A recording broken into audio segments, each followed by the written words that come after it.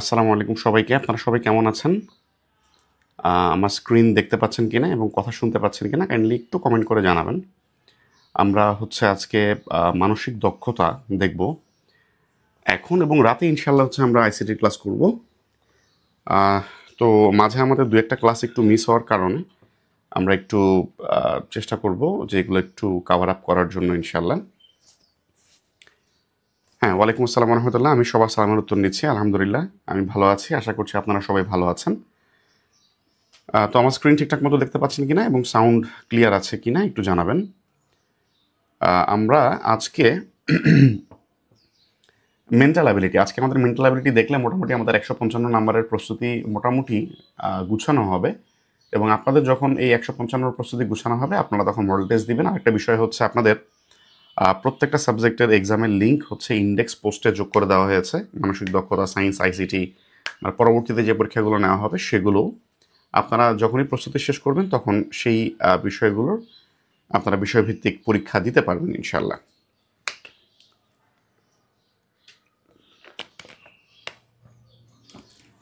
আচ্ছা, ঠিক আছে, সব ঠিকঠাক আছে। আশা করছি আপনারা সবাই দেখতে এবং শুনতে পাচ্ছেন। তো আমরা আস্তে আস্তে শুরু করি। যে গতকালকে ডিক্লারেশন দিয়েছিলাম 10টায় ক্লাস, আমরা আস্তে আস্তে শুরু করি। আজকে রাত 10টায়ও ক্লাস থাকবে। আগামীকালকেও হোপফুলি এরকম আমি চেষ্টা করব হয়তো বা অ্যাডিশনাল ক্লাস নেওয়ার জন্য আমি পোস্ট করে জানিয়ে দিব ইনশাল্লাহ। আর হচ্ছে যেই ইন্ডেক্স পোস্টে যে রুটিনটা আছে গুগল শিট সেটাও কিন্তু আপডেট করা আছে ডেট অনুযায়ী। পরবর্তীতে কোনোটা হচ্ছে রিঅর্ডার হলে সেখানে আবার আপডেট করে দিব ইনশাল্লাহ। তো মানসিক দক্ষতায় আমি প্রথমে যে কথাটা বলবো সেটা হচ্ছে আপনারা মানসিক দক্ষতায় কিভাবে আসলে একদম 15তে 15 পাওয়ার জন্য আপনারা কি করতে হবে, এটা হচ্ছে খুব সহজ একটা কাজ। সেটা কি? সেটা হচ্ছে 35তম বিসিএস থেকে শুরু করে বিগত প্রত্যেকটা বিসিএস এর আপনারা কি করবেন, প্রিলি এবং লিখিতর পরীক্ষার প্রশ্ন। আপনারা জানেন প্রিলিমিনারি পরীক্ষায় 15টা করে কোশ্চেন থাকে এবং লিখিত পরীক্ষায় কিন্তু মেন্টাল অ্যাবিলিটি একই সিলেবাসের উপর পরীক্ষা হয় এবং এটাতে কিন্তু 50 নাম্বার থাকে, 50টা কোশ্চেন থাকে এমসিকিউ।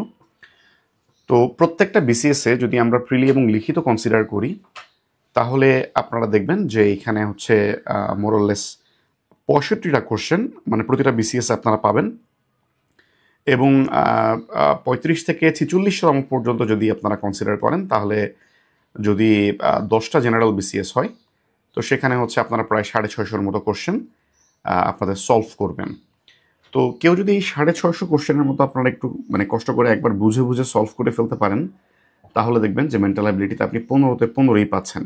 2-একটা কোশ্চেন হয়তো বা থাকতে পারে এমন যেগুলো হচ্ছে অ্যান্টোনিম, সিনোনিম বা মাঝে মাঝে মধ্যে স্পেলিং টাইপের যে বিষয়গুলো সেগুলো হচ্ছে আমাদের পরীক্ষায় আসে, সেগুলো অনেক সময় কমন পাওয়া যায় না। বাট অ্যাপার্ট ফ্রম দ্যাট আপনারা হচ্ছে বাদবাকি যে কোশ্চেনগুলো আছে আপনারা কিন্তু মোটামুটি দেখবেন যে মোরলেস খুব ভালো কমন থাকে। স্পেশালি রিটেনের যে কোশ্চেনগুলো হয় সেগুলো কিন্তু প্রায় দেখা যায় প্রিলিতে রিপিট হয়, আবার প্রিলিতে যে কোশ্চেনগুলো হয় সেখান থেকেও কিন্তু রিটেনে বেশ কিছু কোশ্চেন কিন্তু রিপিট হয়। কেমন? আচ্ছা, তো এই কারণে আমরা কি করব, এই কারণে হচ্ছে আমরা অ্যাকচুয়ালি প্রিলি এবং রিটেন দুটার কোশ্চেনই আমরা দেখব এবং এটা 650 কোশ্চেন, যদিও মনে হচ্ছে অনেক অনেক কোশ্চেন, বাট এর মধ্যে দেখবেন প্রচুর রিপিট কোশ্চেন আছে এবং আপনারা যখন সলভ করতে যাবেন তখন আপনারাই বুঝবেন যে সিমিলার টাইপের কোশ্চেন অনেকগুলো কিন্তু এখানে আছে।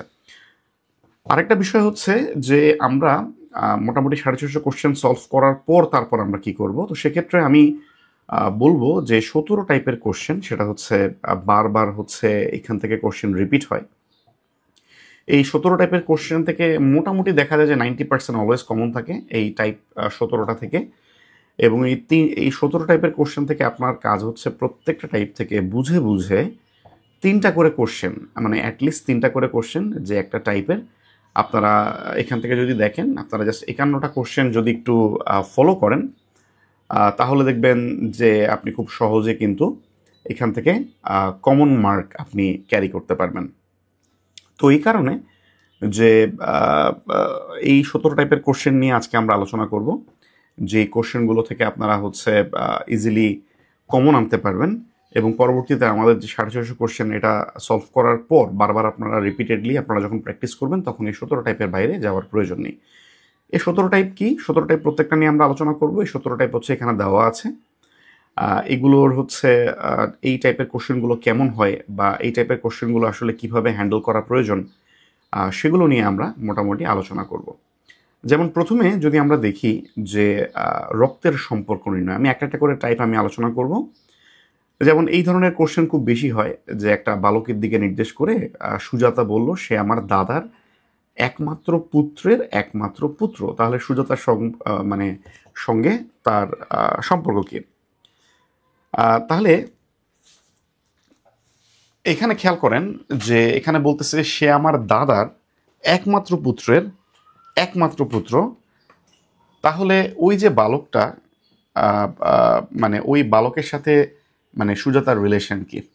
তো এই ধরনের কোশ্চেনগুলো সলভ করার ক্ষেত্রে আপনারা হচ্ছে কোশ্চেনই আপনারা একটু ড্র করবেন। যেমন খেয়াল করেন যে আমি যদি বলি যে সুজাতা বলছে যে ওই বালককে, এই বালকটা হচ্ছে কি, এই বালকটা হচ্ছে সুজাতার দাদার, তার মানে দেখেন এই যে সুজাতা, তার বাবা এবং তার দাদা, তাই তো রিলেশনটা তো এরকমই হবে যে সুজাতার বাবা তার দাদা। তাহলে খেয়াল করেন যে দাদার একমাত্র পুত্রের একমাত্র পুত্র, তাহলে দাদার একমাত্র পুত্র হচ্ছে তার বাবা, তার একমাত্র পুত্র হচ্ছে সেই বালক। তা বুঝতেই পারছেন তাহলে সুজাতার সাথে তার রিলেশনটা কি হবে? তারা অ্যাকচুয়ালি ভাই বোন হবে, রাইট? তারা অ্যাকচুয়ালি তাদের ভাই বোন হবে। তার মানে সুজাতা হচ্ছে এখানে ফিমেল ক্যারেক্টার, অর্থাৎ সুজাতা হচ্ছে বোন এবং যে বালকটার কথা বলা হচ্ছে সেই বালকটা হচ্ছে তার ভাই। তো আপনারা যখন এই ধরনের কোশ্চেন অ্যাড্রেস করবেন, যেটা বললাম যে আপনারা হচ্ছে একটু ড্র করবেন, তাহলে দেখবেন যে রিলেশনগুলো অনেক ক্লিয়ার হয়ে যাবে। যে যদি বাবা দাদা এরকম বলা হয় তাহলে একটু উপরের দিকে যাবেন, যদি ভাই বোন থাকে তাহলে একই লাইনে থাকবেন, আর বাবা বা হচ্ছে দাদা যদি বলা হয় তাহলে একটু উপরের দিকে ড্র করবেন, তাহলে দেখবেন খুব ইজিলি আপনি রিলেশনটা ড্র করতে পারবেন। এখানে যদিও সুজাতা এই নামটা দেখে আসলে বোঝা যাচ্ছে না যে এটা কি মেল ক্যারেক্টার নাকি ফিমেল ক্যারেক্টার, বাট আমরা যখন দেখলাম যে দাদার একমাত্র বাবার একমাত্র ছেলে হচ্ছে ওই বালক, তাহলে এই সুজাতার নিশ্চয়ই হচ্ছে তার বাবার সন্তান, এবং যেহেতু একমাত্র ছেলে বা একমাত্র পুত্র হচ্ছে সেই বালক, তার মানে সুজাতা নিশ্চয়ই কি সে হচ্ছে ফিমেল ক্যারেক্টার, অর্থাৎ সে হচ্ছে বোন, তাহলে হচ্ছে ওই বালকটা সুজাতার কি হবে? ভাই হবে। তো এইভাবে হচ্ছে আপনারা একটু ড্র করবেন, তাহলে দেখবেন ইজি হয়ে যাবে। এটা সলিউশনটা এখানেও দেওয়া আছে, আপনারা মানে এটা দেখলেও মোটামুটি একটু বুঝতে পারবেন। প্রত্যেকটা হচ্ছে আমি একটু বুঝিয়ে দিব, প্লাস হচ্ছে এটার যে এক্সপ্লেনেশন সেটাও এখানে দেওয়া থাকবে, আপনারা পরবর্তীতে এখান থেকেও দেখতে পারবেন। অথবা আমরা যদি এখন আরেকটা দেখি যে ঘ এর মাতা হচ্ছে গ, ঠিক আছে? তাহলে আমরা আবার একইভাবে আমরা একটু ড্র করে ফেলি, যে মনে করেন ঘ এর মা হচ্ছে গ। তাহলে এখন মেল বা ফিমেল এটা বোঝানোর জন্য আমরা হচ্ছে প্লাস মাইনাস ইউজ করতে পারি। এখন ঘ এটা কি মেল ক্যারেক্টার নাকি ফিমেল ক্যারেক্টার, অর্থাৎ ছেলে নাকি মেয়ে, সেটা আমরা এখনো জানি না। কিন্তু যেহেতু গ হচ্ছে মা, তাহলে এখানে আমি একটা মাইনাস সাইন ইউজ করলাম, আমি হচ্ছে প্লাস হচ্ছে মেল ক্যারেক্টারের জন্য আমি ইউজ করলাম, আর হচ্ছে নেগেটিভ বা মাইনাস হচ্ছে আমি ফিমেল ক্যারেক্টারের জন্য ইউজ করলাম। আপনারা চাইলে অন্য যে কোনো সিম্বল ইউজ করতে পারেন, কোনো অসুবিধা নেই।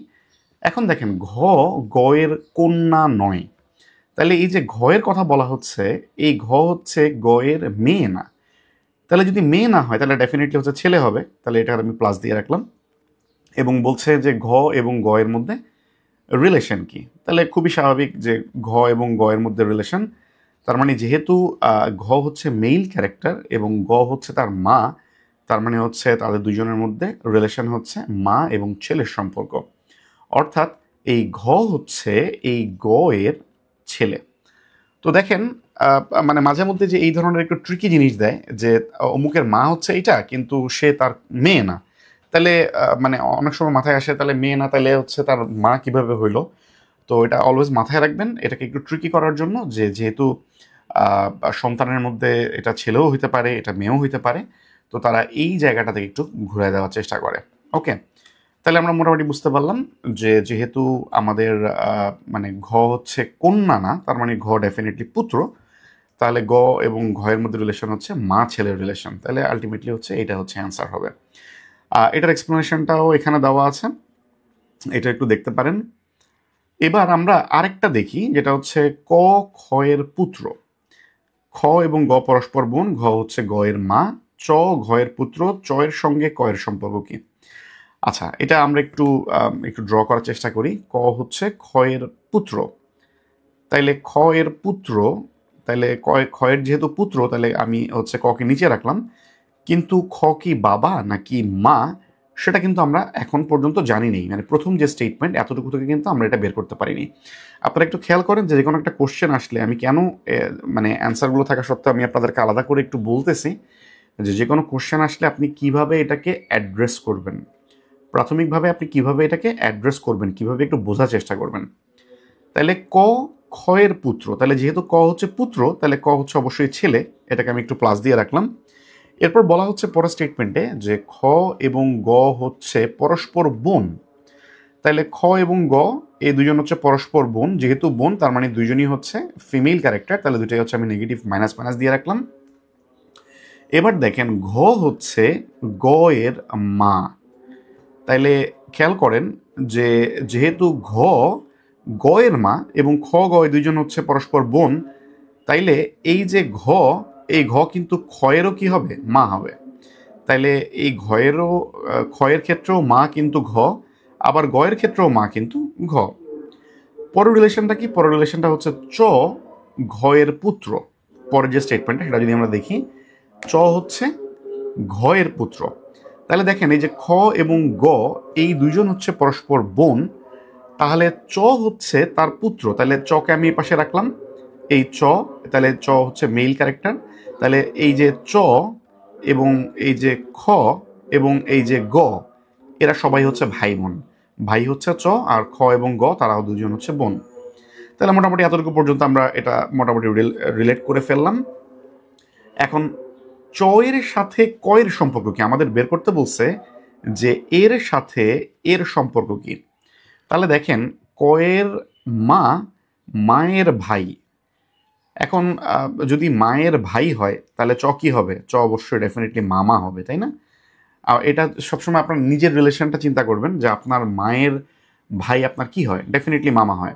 একদম নিচের যে মানে নোটটা আছে এই নোটে আপনি নিজেকে বসাই দিবেন এবং আপনি তারপর রিলেশনটা বের করার চেষ্টা করবেন। তাইলে যেহেতু ক্ষয়ের ভাই, তাহলে ক্ষয়ের ভাই মানে হচ্ছে মানে আমার মায়ের ভাই হচ্ছে ডেফিনেটলি আমার মামা হবে। আর যদি চয়ের সাথে কয়ের রিলেশন বের করতে বলি তাহলে মামা ভাগ্নের রিলেশন, সহজ কথা কেমন, এটা হচ্ছে মামা ভাগ্নের রিলেশন। তাহলে চ হচ্ছে চ কয়ের মামা অ্যাকচুয়ালি, ঠিক আছে, মানে কয়ের মামা হচ্ছে চ, এভাবে যদি আমরা রিলেশন করি, অথবা ক হচ্ছে চয়ের ভাগ্নে, এই দুটোর মধ্যে রিলেশন হচ্ছে এইটা। এখন আপনারা অপশন থেকে বের করবেন যে আপনাদেরকে কোনটা দেওয়া আছে, যেমন এখানে বলা হচ্ছে সরাসরি যে কয়ের মামা হচ্ছে চ, এটা হচ্ছে আমাদের সাথে মিলে। আশা করতেছি মোটামুটি আমরা কিভাবে এই জিনিসটা একটু স্টার্ট করব যে রক্তের সম্পর্ক নির্ণয়ের ক্ষেত্রে কোশ্চেনগুলো, সেগুলো একটু আমরা বুঝতে পেরেছি। আমরা হচ্ছে ভাই বোনের যে রিলেশন সেগুলো হচ্ছে আমরা একই লাইনে আমরা দিব, এবং আমরা বাবা বা দাদা কিংবা হচ্ছে পুত্রের যে রিলেশন সেগুলো হচ্ছে আমরা নোটে একটু নিচের দিকে দিব, তাহলে দেখবেন যে আপনার জন্য আইডেন্টিফাই করাটা মোটামুটি অনেক সহজ হয়ে যাবে। তাহলে এটা মোটামুটি আমরা বুঝতে পারলাম। এখানে হচ্ছে এটার সলিউশনও করে দেওয়া আছে। তাহলে আমরা দেখলাম রক্তের সম্পর্ক নির্ণয় সাধারণত এই ধরনের কোশ্চেন এসে থাকে। আমাদের আরেকটা পপুলার টাইপ হচ্ছে সংখ্যা সিরিজ। সংখ্যা সিরিজ বলতে পরবর্তী সংখ্যা কত অথবা চিত্রে কোন একটা সংখ্যা বসাতে বলা হয়। তো এই ধরনের কোশ্চেনগুলোর ক্ষেত্রে সাধারণত সমান্তর ধারা অথবা গুণোত্তর ধারা অথবা সমান্তর ধারার সাথে কোনো কিছু অ্যাড করে দেয়। মনে করেন যে প্রত্যেকটা সিরিজ, যেমন একটা হচ্ছে 4, একটা 8, হ্যাঁ, এরপর একটা মনে করেন যে 12, 16, অর্থাৎ একটা সমান সমান ডিফারেন্স থাকে। আবার অনেক সময় এরকম হয় যে একটা দিছে 4, এরপরটা দিছে 10, এরপরটা দিছে 14, এরপরটা দিছে 18। অর্থাৎ এর দ্বিগুণ থেকে মানে এই 4-এর দ্বিগুণ থেকে 2 বেশি, আবার এটা 4-এর 3 গুণ থেকে 2 বেশি, 4-এর 4 গুণ থেকে 2 বেশি। অর্থাৎ সমান্তর ধারার সাথে অনেক সময় দেখা যায় যে যে দ্বিগুণের সাথে সমান্তর এবং গুণোত্তর দুটা মিক্স করেও অনেক সময় দেয়। কেমন? তো এই জিনিসটা একটু মাথায় রাখবেন যে সমান্তরও হতে পারে, গুণোত্তরও হতে পারে, আবার দুইটার একটা মিক্সও হতে পারে, আবার দুইটার বিয়োগফলের উপরে ডিপেন্ড করতে পারে যে দুইজনের মধ্যে মানে কমন ডিফারেন্স একটা প্যাটার্ন ফলো করতেছে। ঠিক আছে? আচ্ছা, আমরা দেখি দুই একটা প্রবলেম দেখলে আমাদের এই জিনিসটা একটু ইজি হবে। যেমন প্রথমত যেটা হইতে পারে যোগ বিয়োগের সিরিজ হইতে পারে। তো সিম্পলি দেখেন এই যে 19, তারপরটা 33, তারপরটা 51, তারপরটা 73। তো দেখেন এটার মধ্যে আপনারা প্রথমে চেষ্টা করবেন যে এটার মধ্যে আসলে কমন ডিফারেন্স কত, যে কত কত করে বাড়তেছে এটা একটু বোঝার জন্য চেষ্টা করবেন। যেমন খেয়াল করেন এখানে যদি আমি দেখি এখানে কত বাড়ছে, এখানে হচ্ছে 14 বাড়ছে। এরপরে যদি আমরা খেয়াল করি যে পরেরটা থেকে এটার ডিফারেন্স কত হয়েছে, যে 33 থেকে 51, এটার মধ্যে আমরা আবার দেখতেছি যে এটার মধ্যে ডিফারেন্স হয়ে গেছে হচ্ছে 18। আবার যদি আমরা তার পরেরটার সাথে যদি আমরা রিলেশন মানে কত কত ডিফারেন্স হলে এটা বের করার চেষ্টা করি, দেখবো এখান থেকে এখানে দুইটার মধ্যে পার্থক্য হচ্ছে 22। তাহলে বুঝতেই পারতেছেন যে প্রতিটা থেকে প্রতিটাতে 4 করে করে ডিফারেন্স বাড়তেছে, যে একটা থেকে প্রথমটা হচ্ছে 14 বেশি, তারপরেরটা থেকে 18 বেশি, তারপরেরটা থেকে 22 বেশি। তাহলে এরপরের যে সংখ্যাটা হবে সেটা হচ্ছে 22 থেকে আরও 4 বেশি হবে, তার মানে 73 থেকে আরও 26 আরও বড় হবে। কথা কি বুঝতে পেরেছেন? তো এইভাবে করে আপনি আইডেন্টিফাই করতে পারবেন যে এটা সাধারণত যোগ বিয়োগের যেই সিরিজগুলো, এগুলো সাধারণত বেশ মানে মোটামুটি আইডেন্টিফাই করাটা খুব সহজ হয় যদি সাধারণত একদম সিম্পল যোগ বিয়োগ থাকে। কিছু থাকে একটু ট্রিকি, যেগুলো হচ্ছে আপনারা প্রিভিয়াস কোশ্চেন সলভ করলে দেখবেন যে মোটামুটি আপনাদের কাছে একটু সহজ হয়ে যাবে। প্রথমত মাথায় রাখবেন যে মেন্টাল অ্যাবিলিটি কিন্তু ম্যাথ না। মেন্টাল অ্যাবিলিটি হচ্ছে আপনার মোটামুটি একটু কমন সেন্স, হ্যাঁ, একটু কমন সেন্স খাটানো, যে কিভাবে হতে পারে এটা একটু চিন্তা ভাবনা করা, তাহলে দেখবেন যে আপনারা ইজিলি কিন্তু এগুলোকে ট্রেস ডাউন করতে পারবেন। তাহলে 73 থেকে পরেরটা 26 বেশি, তাহলে পরেরটা থেকে যদি 26 বেশি হয় 73 থেকে 26 বড় হচ্ছে, তাহলে 99 হবে, বাট এর মোটামুটি বোঝা যাচ্ছে। এরপর আমরা যদি দেখি যে অনেক সময় যে গুণ আকারে বাড়তেছে, যেমন এটা আইডেন্টিফাই করাটা মোটামুটি সহজ। যেমন 3, এরপরটা 9, এরপরটা হচ্ছে খেয়াল করেন 27। তাহলে এটা থেকে এটা হচ্ছে 3 গুণ বেশি, এটা থেকে এটা হচ্ছে 3 গুণ মাল্টিপ্লাইড বাই 3, আবার 3 নং 27, এটার সাথে এটা 3 গুণ বেশি, তাহলে পরের যে সংখ্যাটা হবে সেটা অবশ্যই এটি 27 থেকে 3 গুণ বেশি হবে, অর্থাৎ 27-এর সাথে 3 গুণ করলে যা হবে সেটাই হচ্ছে অ্যান্সার হবে। তাহলে আমাদের কি বলে যে এটা মোটামুটি আইডেন্টিফাই করা আমাদের জন্য ইজি, যে জাস্ট 27-এর সাথে আমরা 3 গুণ করে দিব, যে অ্যান্সারটা পাবো সেটাই হচ্ছে আমাদের ডিজায়ার্ড অ্যান্সার হবে। এছাড়াও আমাদের কিছু আছে যেমন ভগ্নাংশের ক্ষেত্রেও আসলে গুণ ভাগের এই বিষয়টা অনেক ক্ষেত্রে আসে। যেমন কীরকম হতে পারে, যে মনে করেন প্রথম একটা সংখ্যা আছে 1, তারপর একটা হচ্ছে হাফ, এরপর একটা 1/4, এরপর একটা 1/8, এরকম করে করে। তো বুঝতেই পারছেন এই 1 থেকে এটাকে অর্ধেক করা হয়েছে, আবার এটা থেকে এটা আরও অর্ধেক হয়েছে, এটা আরও অর্ধেক হয়েছে, তাহলে পরেরটা কি হবে, পরেরটা হচ্ছে আরও অর্ধেক হবে, এবং পরেরটা যদি যায় তাহলে আরও অর্ধেক হবে। তাহলে পরে যে দুটা গ্যাপ আছে এটা তো 1/16 এবং 1/32 হবে। অর্থাৎ গুণ বা ভাগ, যেগুলো সরাসরি গুণ বা ভাগ, সেগুলো হচ্ছে আমরা এইভাবে আইডেন্টিফাই করব। এটা যদি আমরা একটু দেখি, প্রথমটা খেয়াল করেন, প্রথমটা হচ্ছে 4, 11, 8, 19, 12। আচ্ছা, সিরিজের ক্ষেত্রে আরেকটা যেটা হয় যে মিক্স সিরিজ অনেক সময় দেয়। যেমন দেখেন যে এখানে আমি যেটা বলছি, এটা হচ্ছে 4, এরপরটা হচ্ছে 11, এরপরটা হচ্ছে 8, এরপরটা হচ্ছে 19, এবং এরপরটা হচ্ছে 12। ঠিক আছে? তাহলে এখানে খেয়াল করেন 4 থেকে 11 ডিফারেন্স 7, আবার 11 থেকে আবার 3 কমছে, এখান থেকে হচ্ছে আবার 11 বাড়ছে, এখান থেকে হচ্ছে আবার 7 কমছে। অর্থাৎ এখানে রিলেশনটা আসলে মানে সমান্তর, মানে কোনো ধারাও না, আবার গুণ হয়ে হয়ে বাড়তেছে এমনও পাওয়া যাচ্ছে না। অ্যাকচুয়ালি এটা কি করেছে, এটা দুইটা সিরিজকে মিক্স করেছে। কোন দুইটা সিরিজ? এই যে 4, 4 দুগুণে 8, 3 4-এ 12, অর্থাৎ এখানে একটা প্রোগ্রেশন সিরিজ হয়েছে। আবার যদি আমরা দেখি যে 11 থেকে এখানে 8 বাড়িয়েছে, তাহলে এটা হয়েছে 19। তাহলে এখান থেকে আরও 8 যদি আমি বাড়াই তাহলে কি হবে, তাহলে কত হবে, আরও 8 যদি বাড়াই তাহলে এখানে হয়ে যাবে 27। তাহলে এখানে হচ্ছে দুইটা সিরিজ, একটা হচ্ছে এই প্রথম এই 4, এই 8 এবং এই 12কে নিয়ে একটা সিরিজ, এবং পরের যেটা আছে অর্থাৎ এখানে যে 11 আছে এবং 19 আছে, এটার মধ্যে ডিফারেন্স হচ্ছে 8, এখান থেকে ডিফারেন্স হচ্ছে 8, আবার এখান থেকে যদি আমি আরও 8 যোগ করি তাহলে আমি পেয়ে যাবো কত, 27। সো দুইটা সিরিজ, দুইটাকে একটু আলাদা করতে হবে। যদি দেখেন যে নর্মাল একটা সিরিজের মধ্যে আমরা আসলে সমান্তর গুণোত্তর এটাকে কোনো প্যারামিটারে আসলে ফেলতে পারছি না, তখন আপনাকে চিন্তা করতে হবে যে এটা কি দুইটা সিরিজের মিক্স কি না। যেমন এটা হচ্ছে আমাদের দুইটা সিরিজের মিক্স আছে, তাহলে হচ্ছে আমাদের বুঝতেই পারছি যে দুইটা সিরিজের মিক্স, এটা হচ্ছে আমাদের এখানে এটা হবে 27 হবে। ঠিক আছে, আচ্ছা। তাহলে এটার অ্যান্সার এখানেও একটু ইলাবোরেশন করে হচ্ছে ব্যাখ্যা সহ দেওয়া আছে, এখান থেকে একটু দেখতে পারেন।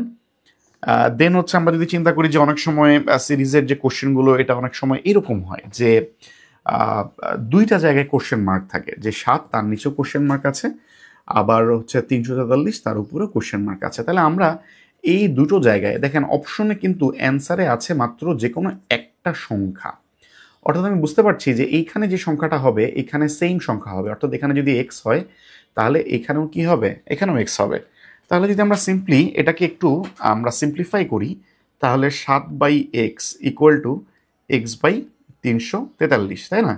তাহলে দেখেন আমি পরের লাইনে কিন্তু লিখতে পারি যে x square equal to 7 into 343।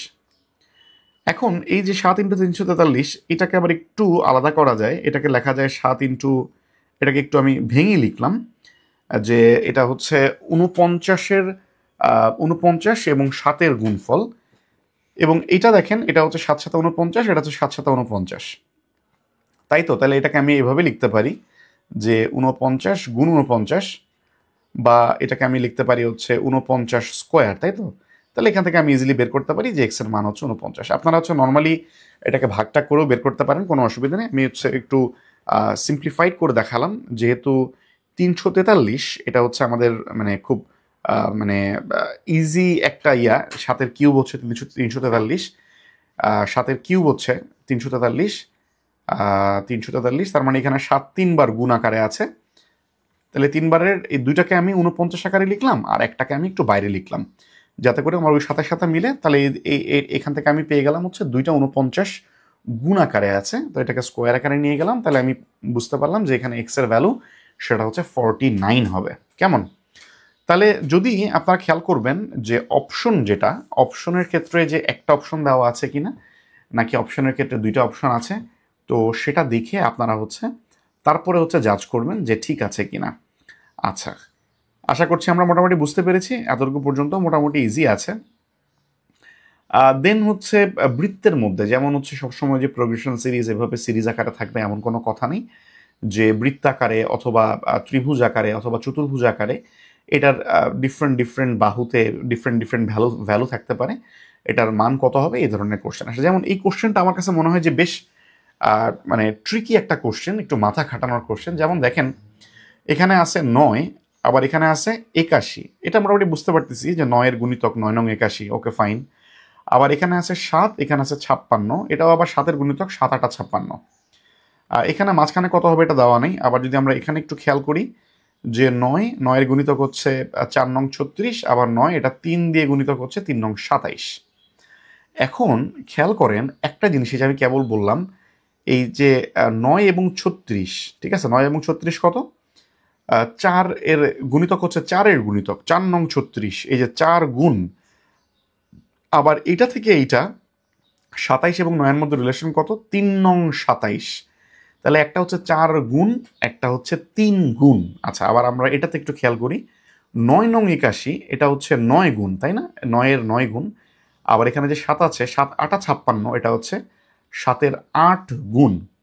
একটা কমন জিনিস খেয়াল করেন, এর মাঝেও 1 আছে, আবার এর মাঝেও 1 আছে।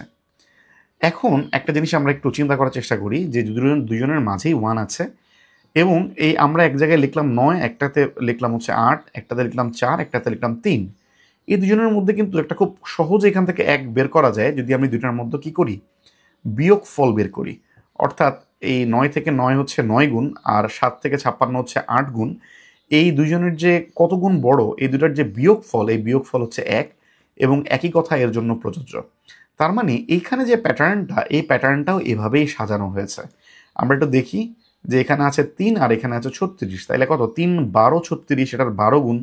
আবার এখানে হচ্ছে আছে হচ্ছে 9, এখানে আছে হচ্ছে 27, তাহলে 3 নং 27, তাহলে এর 3 গুণ, তাহলে আমরা যদি কমন ডিফারেন্স বের করি তাহলে এই ডিফারেন্সটা হচ্ছে 9। তাহলে বুঝতেই পারছেন এটা ডিফারেন্স এখানে কি এখানে তাহলে অ্যান্সার কত বসবে, এটা হবে হচ্ছে 9। আশা করছি আমরা একটু বুঝতে পেরেছি।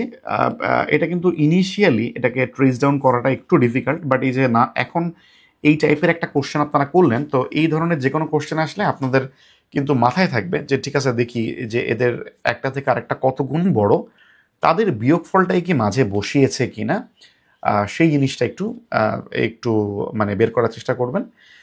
এই টাইপের কোশ্চেন এটা দেখেন 35তম 37তম দুইটা প্রিলিতেই কিন্তু এই কোশ্চেনটা আসছে। তো রিটেনেরটা এখানে ইনক্লুড করা হয়নি, হয়তো বা রিটেনেও এই কোশ্চেনটা ছিল। তো দেখেন যে এই টাইপের কোশ্চেন, সো আপনি যখন দেখবেন যে এই টাইপের একটা কোশ্চেন আপনি করবেন তখন আপনার মাথায় থাকবে যে এই ধরনের তো এভাবেও আমি সলভ করেছিলাম একটা বা দুইটা কোশ্চেন, তাহলে কোশ্চেনে যেটা আসছে সেটা কি এই ফরম্যাটে পড়েছে কিনা।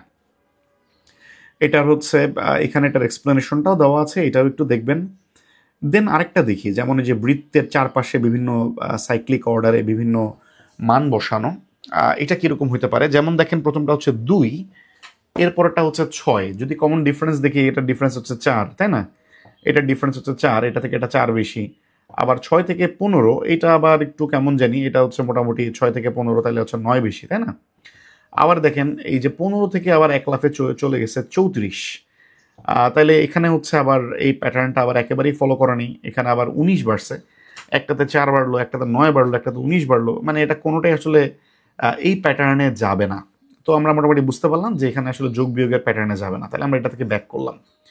এবার আমরা একটু অন্যভাবে দেখার চেষ্টা করি যে কোনো গুণফল বিয়োগফল, এরপরটা দেখার চেষ্টা করি যে এই ক্রস কোনো কানেকশন আছে কিনা, অর্থাৎ এই 2-এর সাথে 34 এটা হচ্ছে 17 গুণ, তাইলে 6-এর সাথে 73 এটার আবার কোনো গুণফল দিয়ে কোনো আসলে রিলেশন মিলে না। তার মানে যে ক্রস কানেকশন যেটা আমরা বের করতে চাচ্ছি আসলে কোনো ক্রস কানেকশনও নাই। তাহলে আমরা এটা থেকে একটু ব্যাক করে চলে আসলাম। আমি আপনাদেরকে জাস্ট অ্যাপ্রোচটা দেখাচ্ছি যে আমি যে কোনো একটা কোশ্চেন পাইলে প্রথমে আমি কীভাবে অ্যাড্রেস করব। তাহলে আমি দেখি যে প্রতিটার মধ্যে যে রিলেশন, এটার মধ্যে কোনো সমান্তর এবং গুণোত্তর ধারা মিক্সিং করে কোনো রিলেশন আছে কিনা।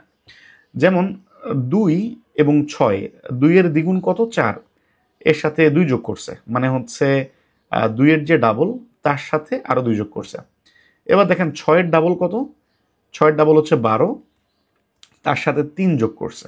ওকে ফাইন, তাহলে কিন্তু আমরা একটা প্যাটার্ন আমরা পাচ্ছি। আবার দেখেন 15-র যে দ্বিগুণ, 15-র দ্বিগুণ কত 30, তার সাথে 4 যোগ করছে। বাহ, এবার কিন্তু আমরা একটা প্যাটার্ন পাচ্ছি যে দ্বিগুণ যেটা, সেই দ্বিগুণের সাথে একবার 2 যোগ করলো, একবার 3 যোগ করলো, একবার 4 যোগ করলো। তাহলে আমরা দেখি এটা দ্বিগুণের সাথে 5 যোগ করছে কিনা, তাইলে তো আমাদের মোটামুটি মিলে যাবে। এখানে হচ্ছে 8, এখানে হচ্ছে 6, তাহলে দেখেন এখানে কিন্তু দ্বিগুণের সাথে 5 যোগ করছে 73 বানানোর জন্য। 34-এর দ্বিগুণ হচ্ছে 68 এবং তার সাথে আমরা 5 যোগ করলাম, তাহলে আমরা পেয়ে গেলাম হচ্ছে 73। তাহলে প্রত্যেকটা সিরিজে আমরা দেখলাম যে দ্বিগুণ করছে, দ্বিগুণ করার পর একবার 2, একবার 3, একবার 4, একবার 5 এখানে যোগ করা হয়েছে। তাহলে এখানে আমরা কি করব, এখানে আমরা 73-কে দ্বিগুণ করব, তার সাথে নিশ্চয়ই আমরা কি করব, আমরা 6 যোগ করব, যেহেতু আগেরটাতে আমরা 5 যোগ করছি, তাহলে আমরা এটাতে 6 যোগ করব। তাহলে এখানে দেখেন কত আসে, 3 দুগুণে 6 এবং 7 দুগুণে 14, 146, তার সাথে 6 যোগ করেন তাহলে হচ্ছে 152, এবং দেখেন এই যে অপশনে কিন্তু অলরেডি 152 আছে। আমি আশা করতেছি আপনারা বুঝতে পারছেন যে এটা প্রথমে আমরা রং যে অ্যাপ্রোচগুলোতে আমরা বা পসিবল অ্যাপ্রোচ কী কী হতে পারে সেগুলো আমরা একটু দেখলাম।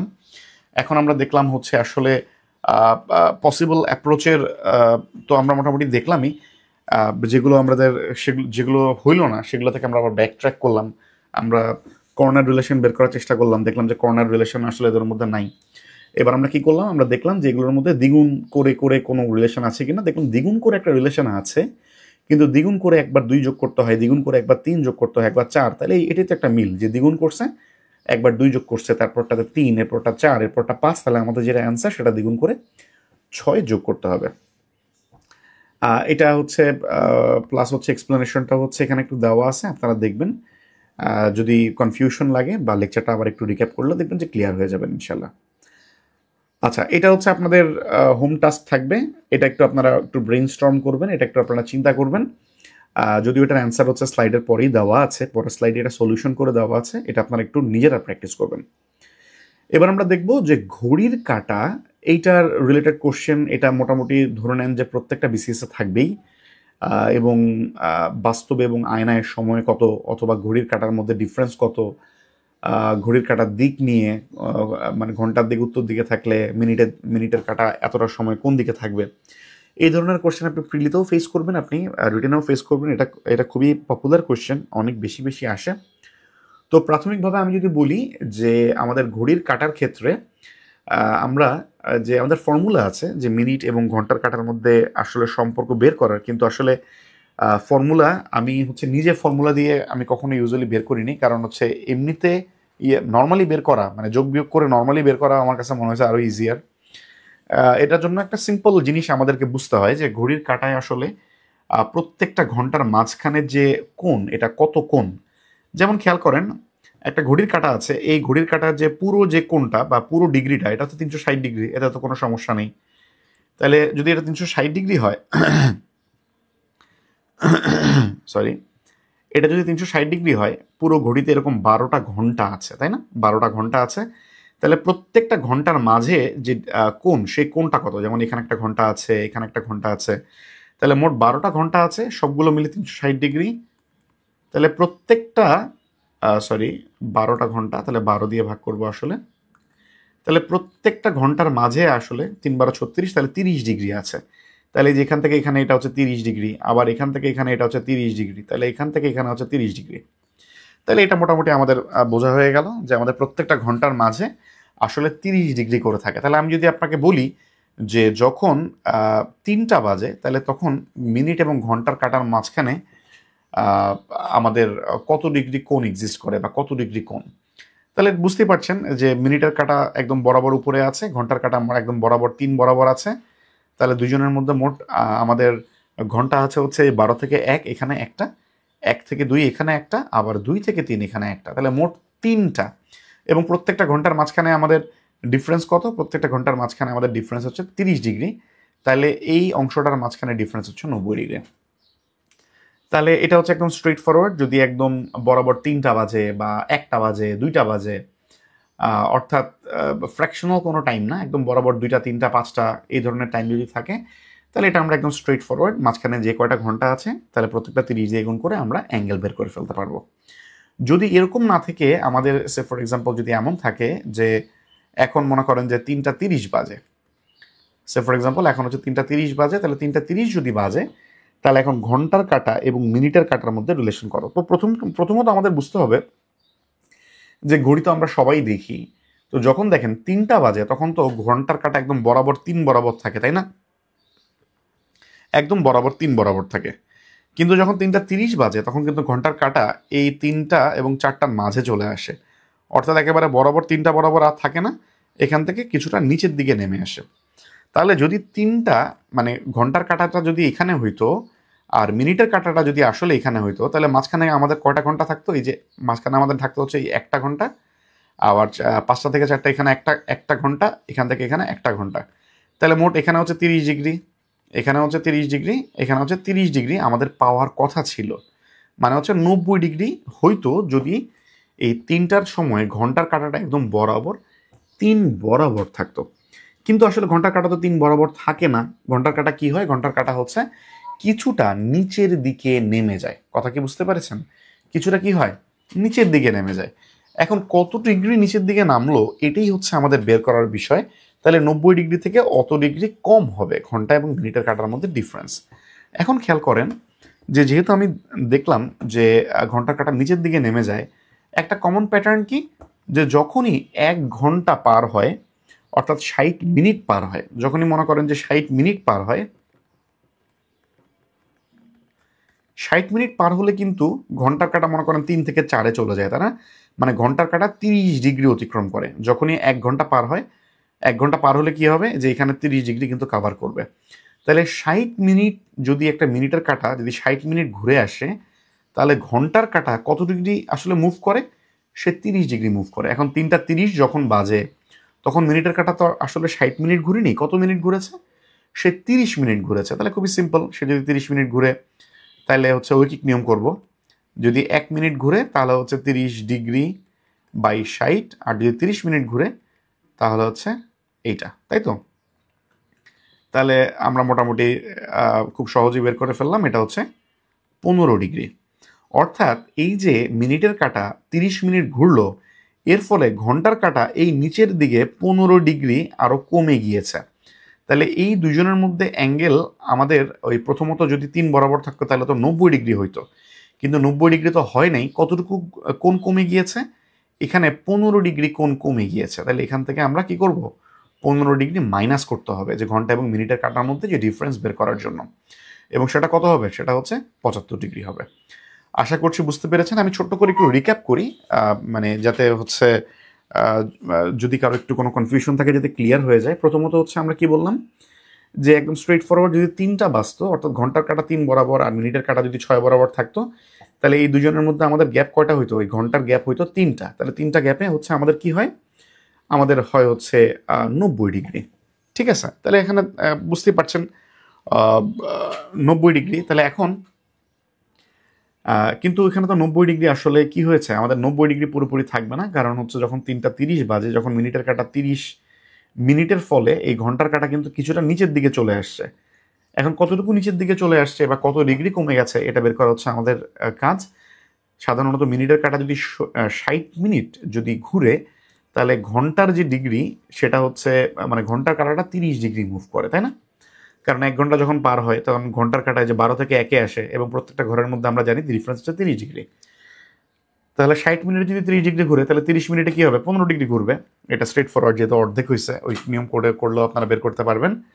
তাহলে এই 15 ডিগ্রি কমে গিয়েছে, তাহলে 90 থেকে এই 15 বাদ দিয়ে এই 75 ডিগ্রি, সেটা হচ্ছে আমাদের আমাদের ঘন্টা এবং মিনিটের কাটার মধ্যে ডিফারেন্স 3টা 30 যখন বাজে তখন। একই রকমভাবে আপনারা এই সেম জিনিসটাও একই রকমভাবে বের করবেন। এটা হচ্ছে আপনাদের হোম টাস্ক। 3টা যখন 45 বাজে তখন ঘন্টা এবং মিনিটের কাটার মধ্যে ডিফারেন্স কত?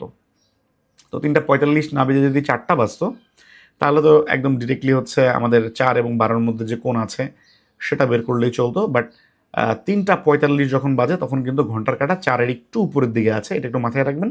তাহলে কতটুকু উপরের দিকে আছে সেই জিনিসটা বের করবেন। ঠিক আছে? আচ্ছা, এটা হচ্ছে আপনাদের বাসার টাস্ক। আপনারা হচ্ছে 3টা 45 যখন বাজে তখন এটার মধ্যে ডিফারেন্স বের করবেন। এখন ঘড়ির কাঁটার ক্ষেত্রে আবার হচ্ছে অনেকে হচ্ছে একদম সরাসরি ডিরেক্ট একটা সূত্র আছে, যে সূত্রটা ফলো করেন। আপনারা চাইলে হচ্ছে এই সূত্রটা ফলো করতে পারেন। এবং এই সূত্রটার ক্ষেত্রে আমি ইউজুয়ালি যেটা হয়, আমি সূত্রটা মানে পড়তে গেলে আমার আসলে মনে থাকে না, এবং আমার কাছে মনে হয় যে নর্মালি যোগ বিয়োগ করে আমার মনে হয় এর থেকে আরও সহজে বের করা যায়, আরও কনফিডেন্স পাওয়া যায়।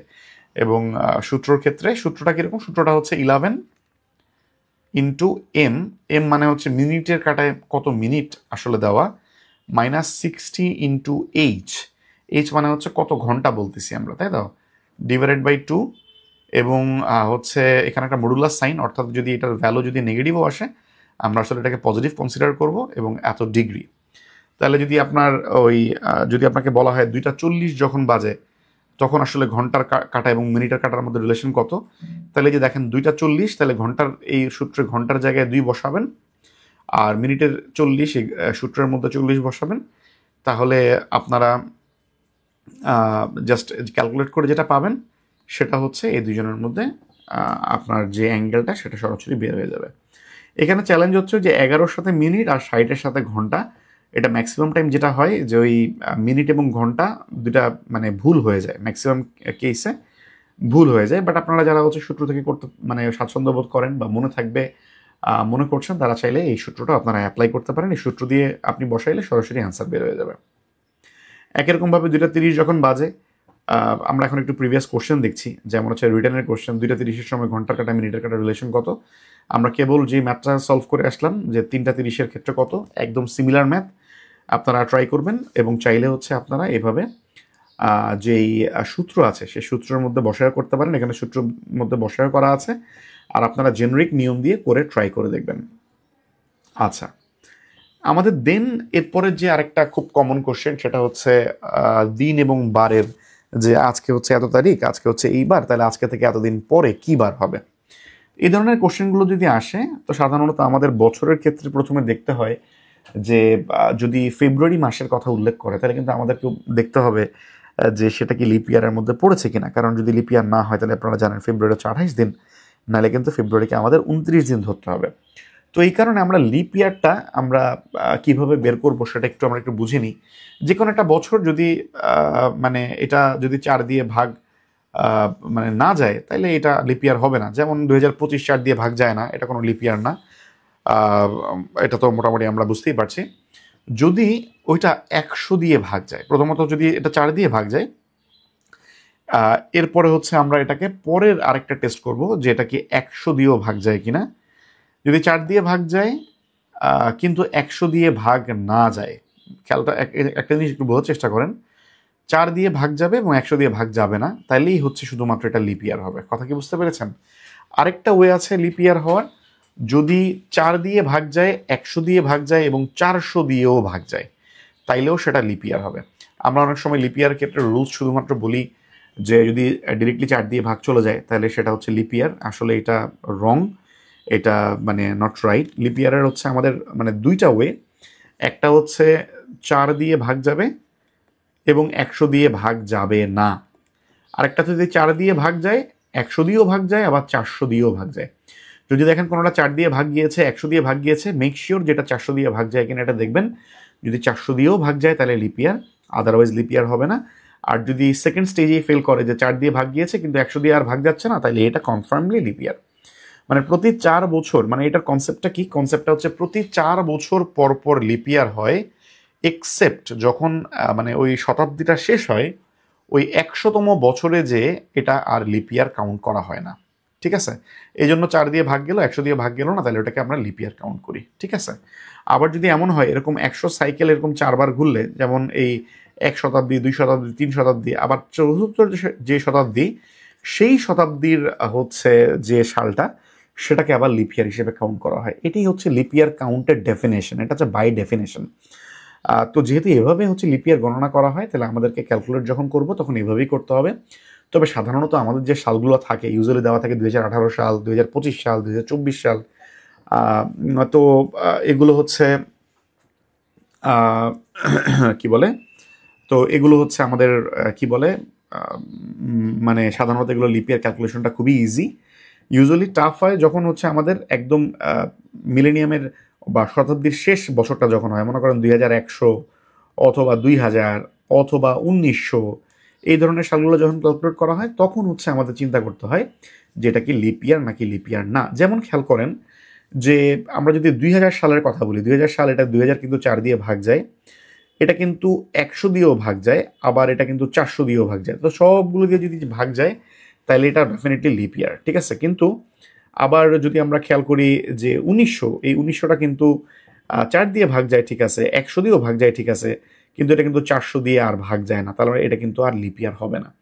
যেমন এই যে 1700 সাল, এরপর হচ্ছে 1800 সাল, এগুলো কিন্তু আসলে কি, এগুলো কিন্তু আমরা এগুলোকে লিপ ইয়ার হিসেবে কাউন্ট করতে পারি না। ঠিক আছে? আচ্ছা, তো এই জিনিসটা একটু মাথায় রাখবেন। দেখেন এখানে লিপ ইয়ারের দুইটা সার্কেল আমি দিয়ে দিয়েছি, 4 দিয়ে ভাগ যাবে, 100 দিয়ে যাবে না, এটা 4, 100 এবং 400 সবগুলো দিয়ে ভাগ যাবে। ঠিক আছে, এবার আমরা দেখি যে তাহলে আমরা বুঝলাম লিপ ইয়ারটা আমরা আমাদের মানে কিভাবে ক্যালকুলেট করবো। এখন আমরা দেখি 2018 সালের 1 জানুয়ারি যদি মঙ্গলবার হয়, প্রথম কথা হচ্ছে 2018 সালের 2018 ইটসেলফ এই সালটা কি লিপ ইয়ার কিনা। তাহলে এটা কি 4 দিয়ে ভাগ যায়? এটা তো প্রথমতই আমি দেখতে পাচ্ছি এটা 4 দিয়ে ভাগ যায় না। তাহলে 4 দিয়ে যদি শুরুতেই ভাগ না যায় তাহলে তো এটা কি এটা জীবনও লিপ ইয়ার হবে না, সো এটা লিপ ইয়ার না। তাহলে ফেব্রুয়ারি মাস আমরা 28 দিনে ক্যালকুলেট করবো। তাহলে বলতো যে 1 জানুয়ারি হচ্ছে মঙ্গলবার, তাহলে ওই সালের 12ই অক্টোবর। এখন আমরা দেখি যে 1 জানুয়ারি থেকে 12ই অক্টোবর, খেয়াল এখানে একটা জিনিস খেয়াল করবেন, আমি যেই তারিখ থেকে শুরু করছি এবং যেই তারিখে শেষ করছি, এই দুটো তারিখও আমি ইনক্লুড করব আমার গণনায়। যে 1 জানুয়ারি থেকে শুরু করে 12ই অক্টোবর, তাহলে জানুয়ারি থেকে অক্টোবর পর্যন্ত আমি মাসগুলো একটু আমি উল্লেখ করি। জানুয়ারি, ফেব্রুয়ারি, মার্চ, এপ্রিল, মে, জুন, জুলাই, অগাস্ট, সেপ্টেম্বর। তাহলে সেপ্টেম্বর পর্যন্ত আমি জানি যে জানুয়ারি হচ্ছে 31, ফেব্রুয়ারি হচ্ছে 28, মার্চ 31, দেন হচ্ছে 30, 31, 30, এরকম 30 মাস, এবং অক্টোবর মাসে যেহেতু 12 তারিখ, তাহলে অক্টোবর মাসে আমাদের মোট কত, 12 দিন আমরা ক্যালকুলেট করব।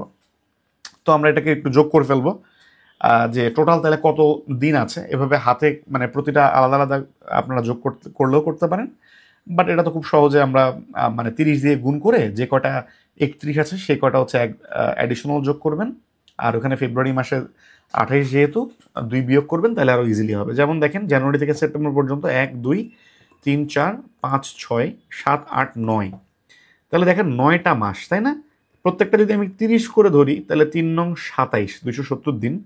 কিন্তু এর মধ্যে এই যে জানুয়ারি 31-এ, মার্চ 31-এ, মে 31-এ, জুলাই 31-এ, অগাস্ট 31-এ, তাহলে 1টা 2টা 3টা 4টা 5টা, তাহলে 5 দিন 31-এ, তাহলে ওই আমি 5 যোগ করলাম। আবার হচ্ছে আমাদের খেয়াল করেন যে ফেব্রুয়ারি যে মাস সেখানে কিন্তু আমাদের কি হয়েছে, সেখানে কিন্তু আমাদের 2 দিন আবার কম 30 থেকে, তাহলে এখানে আমি আবার 2 মাইনাস করলাম, তাহলে কত হলো 273। এবং অক্টোবর মাসের 12 দিন, তাহলে এই অক্টোবর মাসের 12 দিন আমি যোগ করলাম, তাহলে কিন্তু আমি 285 পেয়ে যাই। অর্থাৎ আপনারা সিম্পলি জাস্ট এভাবে করে মানে গুণ করেও যে কটা 31 আছে সে কটা 1 যোগ করে দিলেন, আর যে কটা হচ্ছে 28 আছে সে কটা থেকে মানে 30 থেকে যে কটা কম আছে সে কটা বিয়োগ করে দিলেন, আবার 30 থেকে যে কটা বেশি আছে সে কটা যোগ করে দিলেন, তাহলে দেখবেন যে আপনাদের সহজে কত দিন আছে সেটা আমাদের বের হয়ে যাবে। ঠিক আছে, তাহলে আমরা মোটামুটি পাইলাম 285 দিন। আমাদের এখন কাজ হবে যে এই 285-কে 7 দিয়ে ভাগ করে দেওয়া। যেহেতু আমরা জানি যে আমাদের সপ্তাহে 7 দিন, 7 দিন পর পর হচ্ছে আমাদের সেম বারটা আবার আসে, তাহলে 7 দিয়ে ভাগ করে দিলে আমাদের অবশিষ্ট থাকে হচ্ছে 5। তাইলে আমরা একটা জিনিস একটু বুঝবো যে কোনো একটা সাইকেল 7-এর সাইকেল পার করার পরের দিন আবার সেম বার হয়, এটা একটু আমরা মাথায় রাখি। যেমন আমি যদি বলি দেখেন এই 1 তারিখে তারা বলছে মঙ্গলবার, তাহলে 2 তারিখে হচ্ছে বুধবার, 3 তারিখ বৃহস্পতিবার, 4 তারিখ শুক্রবার, 5 তারিখ শনিবার, 6 তারিখ রবিবার, 7 তারিখ সোমবার। এই যে 7 দিন পার হইল, এই 7 দিনের যে পরের যে দিন, অর্থাৎ 7 দিনের সাইকেল শেষ করার পরের দিন এটা একই বার হয়, তাই না? এর পরের দিনটা কি হবে? মঙ্গলবার হবে।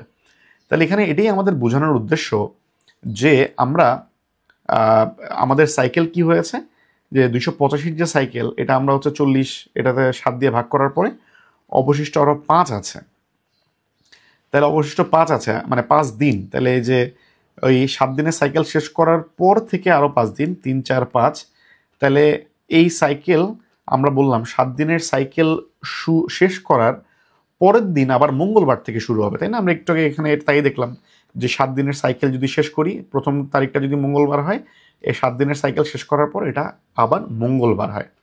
তাহলে 7 দিনের সাইকেল শেষ করার পরের দিন মঙ্গলবার, তাহলে প্রথম দিনটা হচ্ছে মঙ্গলবার, এর পরের দিন হচ্ছে বুধবার, এর পরের দিন হচ্ছে বৃহস্পতিবার, তারপর হচ্ছে শুক্রবার, এবং তারপর হচ্ছে শনিবার। তার মানে যে পঞ্চম যে দিনটা সেটা হচ্ছে শনিবার, ওই পঞ্চম দিনটাই কিন্তু আমাদের 12ই অক্টোবর, তাহলে এটা হচ্ছে শনিবার। এটা একটু ভেঙে কেন দেখাইলাম, সেটা হচ্ছে আপনি যখন কি বলে পরীক্ষায় আপনারা যখন সলভ করতে যাবেন, সবচেয়ে বেশি ভুল যেটাতে হয় যে আমার যেই তারিখ থেকে শুরু হচ্ছে এবং যেই তারিখে আমাকে শেষ করতে বলেছে ওই 2টা দিনও যে আমাকে ইনক্লুড করতে হবে সেটা সাধারণত ইনক্লুড করা হয় না, যার ফলে এটা একটা ভুল হয়। দ্বিতীয় কথা হচ্ছে যে 7 দিনের সাইকেল আমি যখন শেষ করব, 7 দিনের সাইকেল পুরোটা শেষ করার পরের দিন হচ্ছে একইবার হবে। অর্থাৎ আমার 7 দিনের একটা সাইকেল আছে, সেই সাইকেলটা শেষ করার পরের দিন আবার একইবার হবে। এই কারণে আমি 7 দিয়ে ভাগ করেছি, এরপরে 5টা দিন এক্সট্রা, এই 5 দিন আমি সিরিয়ালি লিখে নিলাম 1 2 3 4 5, তাহলে ওই 7 দিনের সাইকেল শেষ করার পরের তারিখটা বারটা আবার মঙ্গলবার হবে, দেন বুধ বৃহস্পতি শুক্র, দেন হচ্ছে তাহলে শনিবার হবে। আশা করছি আমরা বুঝতে পেরেছি। আর প্রিলির যে কোশ্চেন সেখানে অ্যাকচুয়ালি ম্যাথ তো সাধারণত রাফ না করে করাটা খুব ডিফিকাল্ট, ইউজুয়ালি হচ্ছে কোশ্চেনে করা যায়, কোশ্চেনের যে আশেপাশে সাদা জায়গা, বাট হচ্ছে একটু আপনারা খেয়াল রাখবেন খুব ভিভিডলি আর দাগাদাগি করবেন না, কারণ হচ্ছে অনেক ক্ষেত্রে মানে যদি হল পরিদর্শকের যদি মনে হয় যে আপনারা কোশ্চেনে দাগাদাগি করে পাশের জনের সাথে আবার এক্সচেঞ্জ করছেন কিনা, তাহলে সেক্ষেত্রে কিন্তু আবার আপনাকে চার্জ করতে পারে। এই কারণে মানে যতটুকু মানে ছোট করে আপনার নিজের মতো করে করা যায় অতটুকু করে করার চেষ্টা করবেন। আচ্ছা আচ্ছা, যেমন এই কোশ্চেনটা দেখেন যে আমরা যেটা বললাম যে ওই দিনটা ইনক্লুড করা আমাদের মিস হয়, যে আজ বৃহস্পতিবার হলে 66 দিন পর কী বার হবে। তাহলে যেহেতু আজকের দিনটাও যদি আমি ইনক্লুড করি তাহলে মোট দিন আছে কিন্তু আসলে 67টা, এটা একটু মাথায় রাখবেন। যদি আমি এই যে আজকে যদি বৃহস্পতিবার হয় তাহলে ৬৬ দিন পরে, তাহলে ৬৬ দিন পর যদি আমি ক্যালকুলেট করতে চাই, তাহলে আজকের দিন সহ মোট হচ্ছে ৬৭ দিন। ঠিক আছে, তাহলে আজকের দিন সহ যেহেতু ৬৭ দিন, তাহলে আবার একই রকমভাবে আমরা এটাকে যদি ৭ দিয়ে আমরা ভাগ করে ফেলি, তাহলে আমাদের ৪ দিন এক্সট্রা থাকবে। তাহলে ৭ দিনের সাইকেল শেষ করার পরের দিন একই বার হবে, তাহলে ৪ দিন, তাহলে ১ ২ ৩ ৪, তাহলে পরের দিন এটা হচ্ছে বৃহস্পতিবার, তারপর একটা শুক্রবার, তারপর একটা শনিবার, এবং তারপর একটা হচ্ছে কি রবিবার। তাহলে হচ্ছে এটা রবিবার হবে, বুঝতেই পারছেন। তাহলে ৭ দিনের সাইকেল শেষ করার পরের দিন আবার একই বার যেহেতু হয়, এবং এখানে ৪ দিন এক্সট্রা আছে, ৪ নাম্বার দিন আমরা হচ্ছে রবিবার ধরব। ঠিক আছে, আচ্ছা, তাহলে হচ্ছে আমরা দিনবার এটা বের করার আমরা ট্রিক্স মোটামুটি আমরা বুঝতে পারলাম। এই ধরনের কোশ্চেন একটু কিছুটা সলভ করবেন, তাহলে ইনশাল্লাহ দেখবেন ক্লিয়ার হয়ে যাবেন। আরেকটা বিষয় হচ্ছে ওই যে কোশ্চেন নিয়ে যাবে যেটার কথা বলা হয়, এটা হচ্ছে আপনারা এমন না যে কোশ্চেনের মধ্যে রাফ করছেন নাকি করছেন না এটা দেখার জন্য, যাতে মানে কি বলে অনেক এরকম অনেক কি বলে অ্যাডমিশন টেস্টের কোশ্চেনই আছে বা অন্যান্য চাকরি পরীক্ষারই আছে যেগুলো প্র্যাকটিস হচ্ছে, পরবর্তীতে কোশ্চেন নিয়ে যাওয়া। কিন্তু মোটামুটি আসলে ম্যাথ বা মেন্টাল এগুলো তো একটু রাফ করতেই হয়। এই জন্য আমি বলবো যে আপনারা চাইলে পেন্সিলে রাফ করতে পারেন, এবং পুরো পরীক্ষা শেষ করার পরে একদম লাস্টে যদি আপনারা স্কোপ পান, তাহলে মোটামুটি টুকটাক যা রাফ করেছেন এগুলো মুছে দিতে পারেন চাইলে। আচ্ছা, দেন আমরা দেখি আয়না এবং পানিতে প্রতিবিম্ব, এই ধরনের কোশ্চেন আসে। তো এটার জন্য আমাদের যেটা করতে হবে যে আয়নাতে আমাদের বর্ণগুলো দেখতে কোনটা কেমন হয়, অর্থাৎ যদি ইন্টারচেঞ্জ হয়ে যায় তাহলে আয়নাতে কেমন হয়। একটা জিনিস মাথায় রাখবেন, যখন আয়নাতে আমরা দেখি নিজেকে, আয়নাতে যখন আমরা দেখি তখন কিন্তু আমাদের মাথা এবং পা এই দুটো কিন্তু আমাদের ঠিকই থাকে, শুধুমাত্র আমাদের ওরিয়েন্টেশন চেঞ্জ হয়ে হচ্ছে ডান এবং বামের, অর্থাৎ ডান বামে চলে যায়, আবার বাম হচ্ছে ডানে চলে যায়, অর্থাৎ পূর্ব পশ্চিমের যেটা সেই ওরিয়েন্টেশন চেঞ্জ হয়। যেমন দেখেন এখানে হচ্ছে সে ফর এক্সাম্পল সিটা হচ্ছে এদিকে ফিরে আছে, এটা যদি আয়নাতে দেখেন তাহলে সিটা হচ্ছে উল্টা ফিরে যাবে। ডি এর ক্ষেত্রে সেম, ই এর কাটাগুলো হচ্ছে ডানে, যদি আয়নাতে দেখেন তাহলে ই এর কাটা বামে চলে যাবে। এফ এর ক্ষেত্রে হচ্ছে মানে কাটাগুলো হচ্ছে ডানে, এবং এফ এর ক্ষেত্রে যদি আয়নাতে দেখেন তাহলে বামে চলে যাবে। বাট এমন হবে না যে এফ এর নিচে যেটা আছে এটা এফ এর উপরের দিকে চলে গেছে, অর্থাৎ মাথা এবং পায়ের ইন্টারচেঞ্জ হবে না, শুধুমাত্র ডান এবং বামের ইন্টারচেঞ্জ হবে। এটা হয় হচ্ছে আয়নাতে যখন আমরা দেখি সেক্ষেত্রে। তো এটার ক্ষেত্রে আপনারা হচ্ছে আয়নাতে এই ক্যাপিটাল লেটারগুলোকে দেখতে একটু কেমন লাগে একটু একবার একটু চোখ বুলাবেন, এবং নিজেরাও একটু চিন্তা করবেন আসলে আয়নাতে তো এই ধরনের পরিবর্তন মানে হওয়ার কথা। এবং পানিতে যদি আমরা দেখি তাহলে হচ্ছে ঠিক অপোজিট হয়, পানিতে হচ্ছে ডান আর বাম চেঞ্জ হয় না, পানিতে হচ্ছে কি হয়, পানিতে হচ্ছে মাথা এবং পা চেঞ্জ হয়ে যায়। যদি আমি মানে পানির কথা চিন্তা করি, পানিতে কিন্তু মাথার জায়গায় পা যায়, পায়ের জায়গায় মাথা যায়, কিন্তু হচ্ছে আমাদের ডান বাম কিন্তু অপরিবর্তিত থাকে যদি আমরা পানিতে কোনো কিছুকে দেখি। পানিতে দেখা মানে হচ্ছে আসলে নিজের মানে ছায়াকে দেখা, এটা আমরা সামনে দিকে আরেকটু বলবো। এখন আমরা যদি দেখি যে এখান থেকে কি ধরনের কোশ্চেন হয়, যেমন মনে করেন যে ইউনিসেফ, এটাকে আয়নাতে দেখলে কেমন লাগবে। তো দেখেন ইউনিসেফকে যখন আমি প্রথমত আয়নাতে দেখবো, তাহলে পুরো জিনিসটা যেটা ডানে আছে সেটা বামে চলে যাবে। ইটসেলফ ইউনিসেফের এই ইউটা হচ্ছে একেবারে বামে আছে, তাহলে ইউটা একেবারে ডানে চলে যাবে, আবার ইউটাও কিন্তু চেঞ্জ হবে। এখন ইউ এর ডান এবং বাম যদি চেঞ্জ হয় তাহলে কিন্তু দেখতে এটার কোনো চেঞ্জ হবে না, সো ইউটা কিন্তু ইউ এর মতোই থাকবে। এনটা হচ্ছে কি হবে, এনটা দেখেন যদি আমি আয়নাতে এটাকে ঘুরিয়ে ফেলি, এটা হচ্ছে আমাদের মেথড অফ যদি এলিমিনেশনে যাই তাহলে আমাদের জন্য আসলে অপশনটা আইডেন্টিফাই করা খুব ইজি হয়। যেমন দেখেন ইউনিসেফ সবগুলোকে ঘুরাইছে, কিন্তু এটাকে কি করছে, এটাকে একদম উল্টায় দিছে, এটাকে ডান বাম করে না, এটাকে মাথা পা বরাবর উল্টায় দিছে, তাহলে এটা হবে না। পরেরটা যদি দেখি ইউকে ইয়া করছে, বাট এনটাকে আবার নর্মাল রাখছে, দেখেন এনটাকে নর্মাল রাখছে, সিটাকে নর্মাল রাখছে, তাহলে 2 নম্বর যে অপশনটা আছে সেটাও কিন্তু হবে না। ঠিক আছে, এর পরের ক এবং খ এই দুটোর মধ্যে দেখেন সবগুলো ঠিক আছে, এখানে এফটাকে পুরোপুরি আবার কি করছে, মাথার জায়গায় পা দিয়ে দিছে, পায়ের জায়গায় মাথা দিছে। সো আমরা জানি যদি আমরা আয়নাতে কোনো প্রতিবিম্ব দেখি এটা মাথা এবং পা আসলে চেঞ্জ হয় না, তাহলে যে ক নাম্বার যে অপশন সেটাও আসলে হবে না, তাহলে একটা অপশনই বাকি থাকে, সেটা হচ্ছে খ নাম্বার অপশন, সেটাই হচ্ছে অ্যান্সার হবে। তো আপনারা যখন আয়না কিংবা হচ্ছে পানিতে আপনারা যখন প্রতিবিম্ব দেখবেন তখন আপনারা হচ্ছে এভাবে সলভ করবেন। আরেকটা ছোট একটা ট্রিক্স আছে, সেটা হচ্ছে আমাদের পরীক্ষার কোশ্চেনে যেভাবে থাকে আর কি, পরীক্ষার কোশ্চেনে আপনারা যেটা করবেন যে আপনার পরীক্ষার এই কোশ্চেনের যেই পাতায় আপনার কোশ্চেনটা থাকবে, মনে করেন এই কোশ্চেনটা এখানে আছে, আপনি করবেন কি এই পাতাটার ঠিক উল্টা পাশ থেকে, অর্থাৎ ওই পেজটাকে উল্টাবেন, যেই পেজে কোশ্চেনটা আছে আপনার পরীক্ষার হলের আপনারা হচ্ছে সেটা একদম সিম্পলি আপনি পরের পেজে উল্টাবেন, ঠিক আছে? তো পরের পেজে উল্টে আপনি নর্মালি পড়ার চেষ্টা করবেন যে কোনটাকে আপনি সোজাভাবে পড়তে পারেন। অর্থাৎ আমি কি বললাম, আমার যদি একটা পেজ থাকে, মনে করেন পরীক্ষার পেজের এই জায়গাটায় এই কোশ্চেনটা আছে, এই যে কোনটার প্রতিবিম্ব কি হবে, আপনি করবেন কি, আপনি পরীক্ষার এই পাতা না, আপনি এই পাশ থেকে, অর্থাৎ এই পাতাটাকে উল্টা পাশ থেকে এই অপশনগুলা কোনটা পড়ে ইউনিসেফ প্রপারলি পড়া যায়, মানে অ্যাপ্রোপ্রিয়েটলি ইউনিসেফ পড়া যায়, আপনি সেটাকে আইডেন্টিফাই করবেন, সেটাই হবে হচ্ছে অ্যান্সার। আপনি যদি দেখেন, এটা আপনি একটু বাসাতেও ট্রাই করে দেখবেন, যে আপনি যদি যে কোনো একটা পেজে মনে করেন এটা যদি একটা আয়নার প্রতিবিম্ব লেখেন এবং এটাকে যদি অপর পেজ থেকে আপনি যদি দেখেন, তাহলে আপনি দেখবেন যে ওটাকে আপনি প্রপারলি আপনি পড়তে পারবেন। তাহলে যদি আপনি প্রপারলি পড়তে পারেন তাহলে সেটাই বুঝবেন, সেটা হচ্ছে একদম এক্স্যাক্ট আয়নার প্রতিবিম্ব, সেটাই হচ্ছে অ্যান্সার হবে। এভাবে করে আপনারা মিলিয়ে দেখতে পারেন, এটা ছোট একটা ট্রিক্স। সাধারণত পরীক্ষার কোশ্চেন মানে যে ইয়াতে হয় এটা অপোজিট পাতায় ওটা মানে দেখা যায় অ্যাকচুয়ালি, সো ওখান থেকে আমরা একটা মিলিয়ে দেখতে পারি, ঠিক আছে?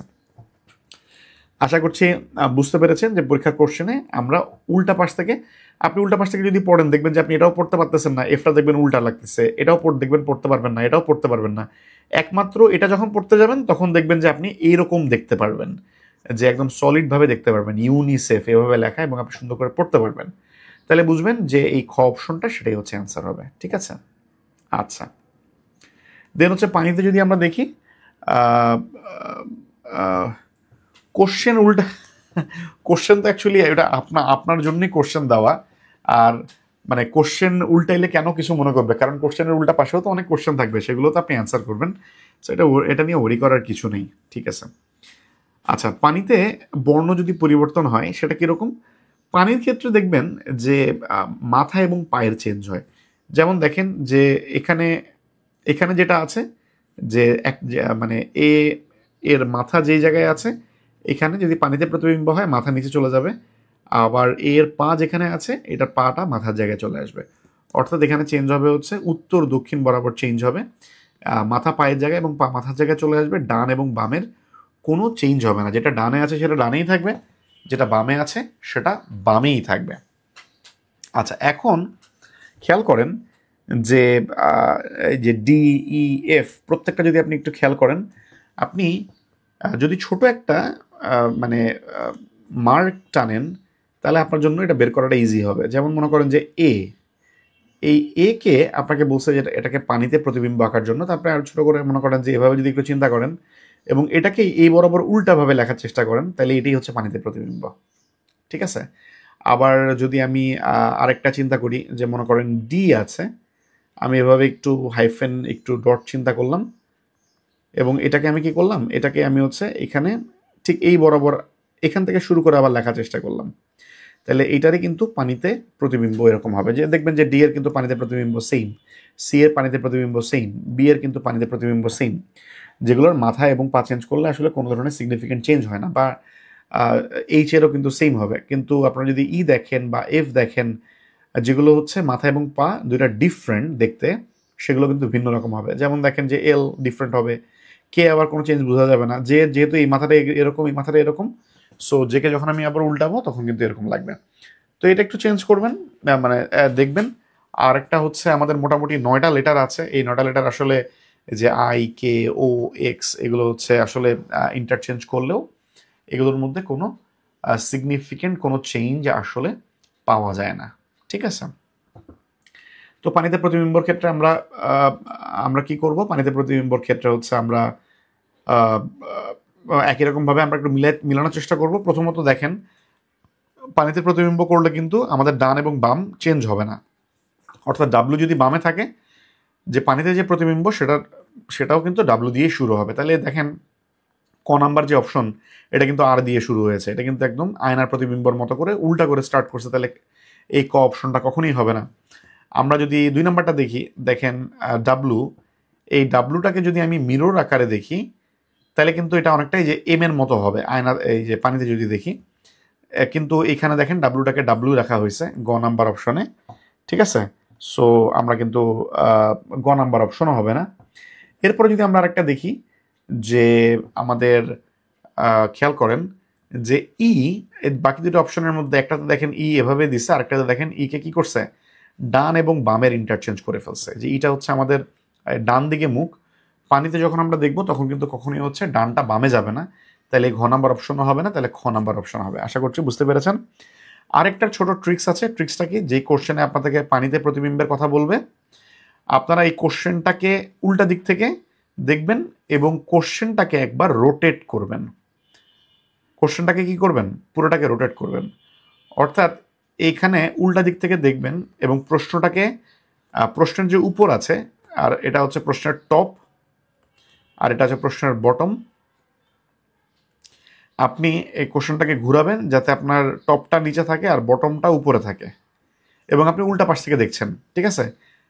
যেই পাতায় কোশ্চেন আছে তার উল্টা পাতায় আপনি তার শ্যাডো দেখার চেষ্টা করছেন, অর্থাৎ আপনি উল্টা পাশ থেকে দেখবেন এবং কোশ্চেনটাকে আপনি একবার রোটেট করবেন। এবার আপনি যেটাকে অ্যাকচুয়ালি দেখে আপনি দেখবেন সুন্দর করে পড়তে পারছেন, যেটা দেখে ওয়াটার পড়তে পারবেন, সেটাকে আপনি বুঝবেন সেটা হচ্ছে এটার অ্যাপ্রোপ্রিয়েট পানিতে প্রতিবিম্ব। আশা করছি বুঝতে পেরেছেন। যে আয়নার প্রতিবিম্বের ক্ষেত্রে শুধুমাত্র ওই পেজটা অপর পাশ থেকে দেখলেই চলবে। আর যদি আপনি দেখতে চান হচ্ছে যে কোনো আপনার মানে পানিতে প্রতিবিম্ব, তাহলে কোশ্চেনটাকে অপোজিট সাইড থেকে দেখবেন, প্লাস আপনি কোশ্চেনটাকে আপসাইড ডাউন করবেন। এক্স্যাক্টলি, দ্য এক্স্যাক্ট ওয়ার্ড হচ্ছে এইটা, থ্যাংক ইউ। আপনি আপসাইড ডাউন করবেন, ডাউন করে তারপর আপনি পড়ার চেষ্টা করবেন, দেখবেন যেটা প্রপারলি পড়তে পারবেন সেটি হচ্ছে আপনার অ্যাকচুয়ালি ওটার পানিতে প্রতিবিম্ব হবে। একই রকমভাবে এখানে দেখেন বাংলাদেশ, এটাও সেমভাবে আপনারা দেখবেন। এটা আপনারা একটু ট্রাই করবেন নিজেরা, পানিতে প্রতিবিম্ব কোনটা হবে। আমাদের দেন যে টাইপের কোশ্চেন আসে সেটা হচ্ছে আমাদের সংখ্যা ভিত্তিক ছোট বড়, অথবা হচ্ছে দশমিকের গুণগুলো কেমন হয়, বর্গমূল, এই ধরনের সংখ্যা সংক্রান্ত যে কোশ্চেন সেগুলো থেকে কোশ্চেন সাধারণত থাকে। যেমন প্রথমত যেটা থাকে সেটা হচ্ছে দশমিকের গুণ। এখন দশমিকের গুণ এটা কিন্তু মোটামুটি আমরা ছোটবেলায় করে আসছি, ক্লাস 3-4 দিকে আমাদের দশমিকের এরকম গুণ আমরা করে আসছি।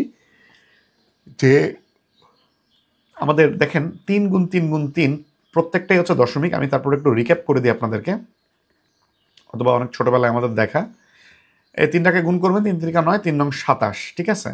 আর এখানে দেখেন, এখানে এক ঘর আগে দশমিক আছে, 3-এর এক ঘর আগে দশমিক আছে, 3-এর এক ঘর আগে দশমিক আছে। তাহলে এই 3টা মোটামুটি আমাদের যে মানে 3 ঘর করে, মানে তার 3 ঘর আগে দশমিক বসবে। যেমন 27, এটা হচ্ছে 2 ঘর, তাহলে 1 2 3 ঘর বানানোর জন্য একটা শূন্য দিব, তাহলে হচ্ছে একটা শূন্য দিয়ে তারপর দশমিক দিব।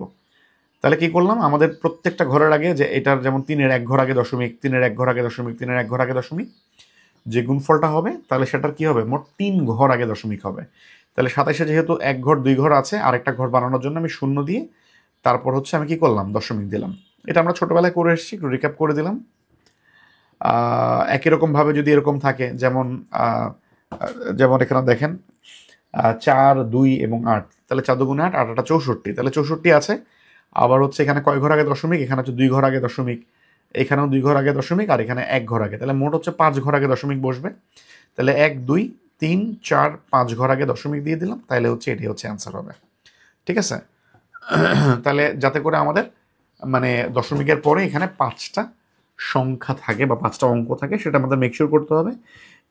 এই জন্য যেগুলো বাকি আছে সেগুলোকে আমরা কি করলাম, আমরা শূন্য দিয়ে ফিল আপ করে দিলাম। আচ্ছা, তো আমরা মোটামুটি এটা বুঝতে পারলাম। দেন যদি আমরা একটু দেখি, এখানে এটা সলভও আছে, একই রকমভাবে আপনারা এটা সলভ করবেন।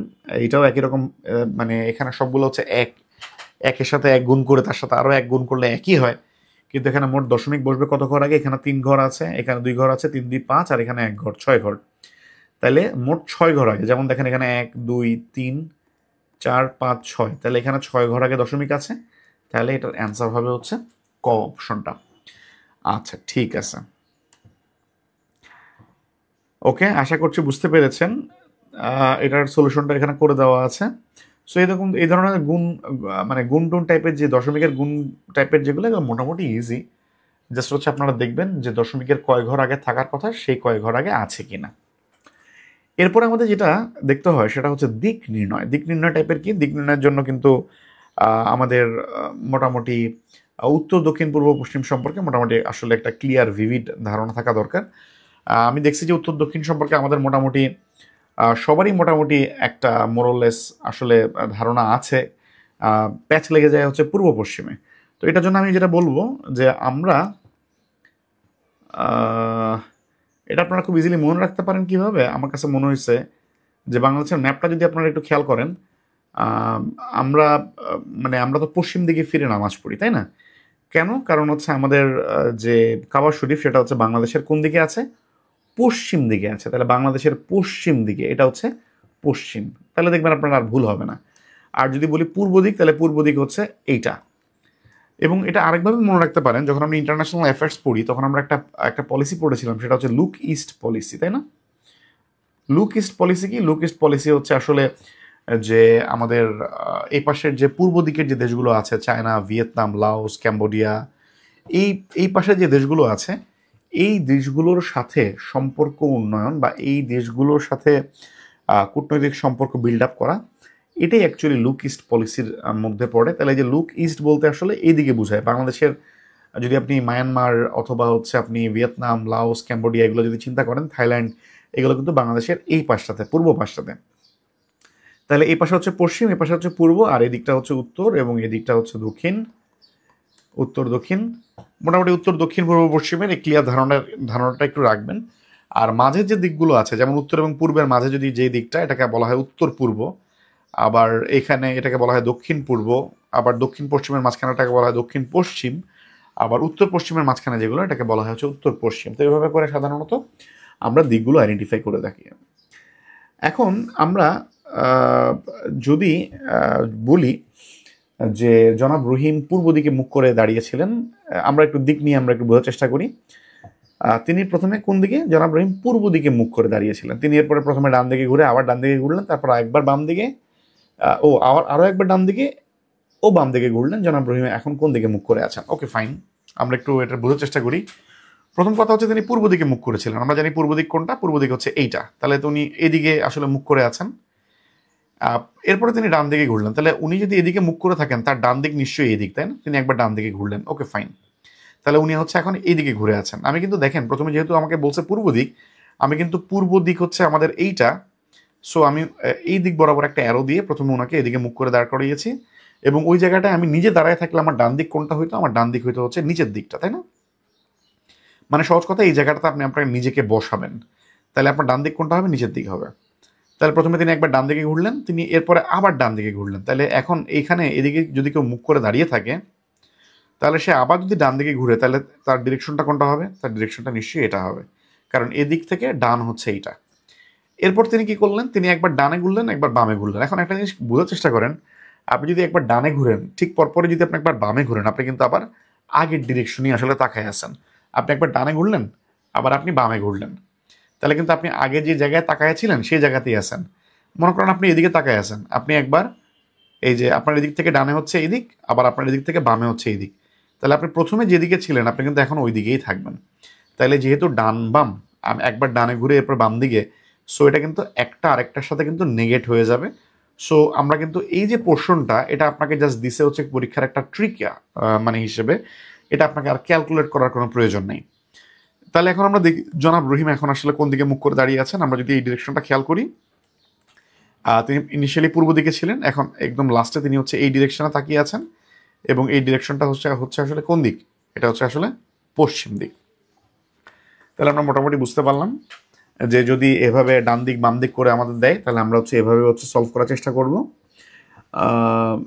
এছাড়াও হচ্ছে মানে কি বলে, আপনারা বইয়ের মধ্যে আরও একটু ডিফারেন্ট টাইপের এক্সপ্লেনেশন থাকতে পারে, আপনাদের যেটা সুবিধা মনে হয়। বাট আমার কাছে মনে হয়েছে অ্যারো দিয়ে নিজেকে ওই জায়গায় বসিয়ে ডান কোনটা বাম কোনটা নিজের জায়গায় থেকে ডান বাম একটু চিন্তা করলেই এটা সহজে বের করা সম্ভব। আচ্ছা, এবার দেখেন ঘড়িতে মনে করেন 3:30 বাজে, যদি মিনিটের কাঁটা দক্ষিণ দিকে থাকে তাহলে সেকেন্ডের কাঁটা কোন দিকে আছে? এখন মিনিটের কাঁটা দক্ষিণ দিকে, তাহলে যখন 3:30 বাজে, এটা 3:30, এই যে 30 যখন বাজে তখন তো আসলে মিনিটের কাঁটা দক্ষিণ দিকে থাকে, এটা তো আমরা বুঝতেই পারছি। তো সেকেন্ডের যে কাঁটা, সেটা তো একদম যখন 3:30 তখন তো একদম বরাবর আসলে উপরের দিকে থাকবে, তাই না? তাইলে সেকেন্ডের কাটাটা আসলে একদম পুরো বরাবর উত্তর দিকে থাকবে, এটা মোটামুটি বুঝেই যায়। ঠিক আছে, আচ্ছা। তো এখান থেকে এটার এক্সপ্লেনেশনটা এখানে দেওয়া আছে। আরেকটা হচ্ছে আমাদের আসে হচ্ছে পরবর্তী সিকোয়েন্স নির্ণয় করা, যে আমাদের অনেক সময় আসে যে এর পরেরটা কি হবে। তো এটার জন্য যেটা ইউজুয়ালি সাধারণত করা হয় যে বর্ণমালার সাথে লেটারের যে লেটার যেগুলো আছে সেগুলো কোনটা কত নাম্বার পজিশনে আছে সেটা একটু আমাদের জানতে হয়। যেমন হচ্ছে ABCD থেকে শুরু করে জেড পর্যন্ত আমাদের হচ্ছে 26টা লেটার, এবং এই 26টা যেমন এ হচ্ছে ফার্স্ট পজিশনে, বি হচ্ছে সেকেন্ড পজিশনে। তো এটা আমরা যদি ABCD থেকে XYZ পর্যন্ত লিখতে আসলে ম্যাক্সিমাম 15 সেকেন্ড আসলে লাগে, 15 থেকে 20 সেকেন্ড, আহামরি কোনো সময় লাগে না। তো আমাদের এগুলোকে আসলে মুখস্থ করার কোনো দরকার নাই, যে এই যে অষ্টম পজিশনে এটা আমাদের মুখস্থ করে বের করার কিছু নেই।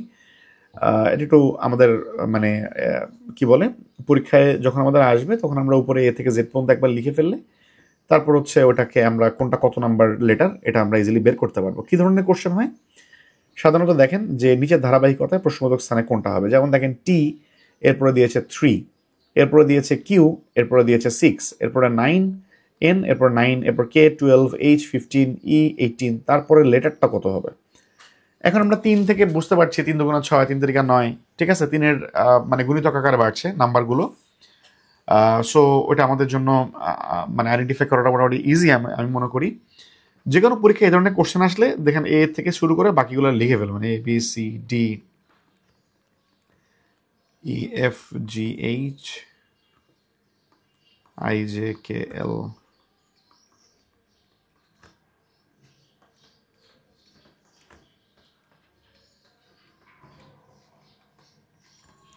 আচ্ছা, 26টা লিখে ফেলবেন, আপনার 15 থেকে 20 সেকেন্ডের বেশি সাধারণত এটা তো লাগে না।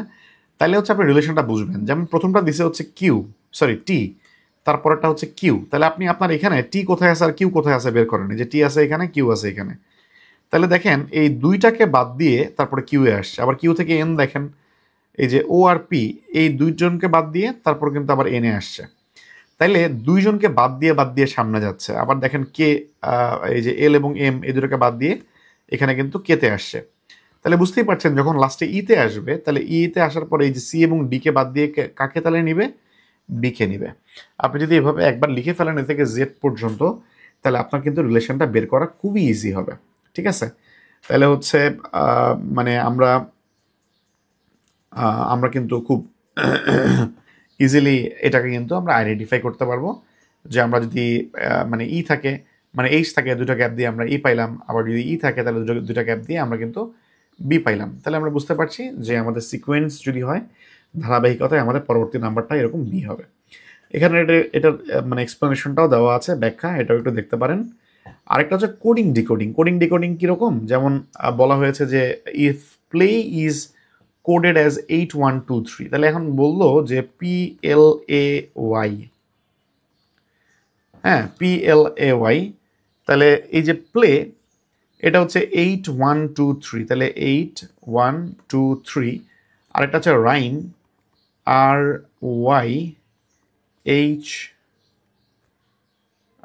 RYHYME, এটাকে তারা বললো হচ্ছে 49, তাহলে এটা হচ্ছে 49367।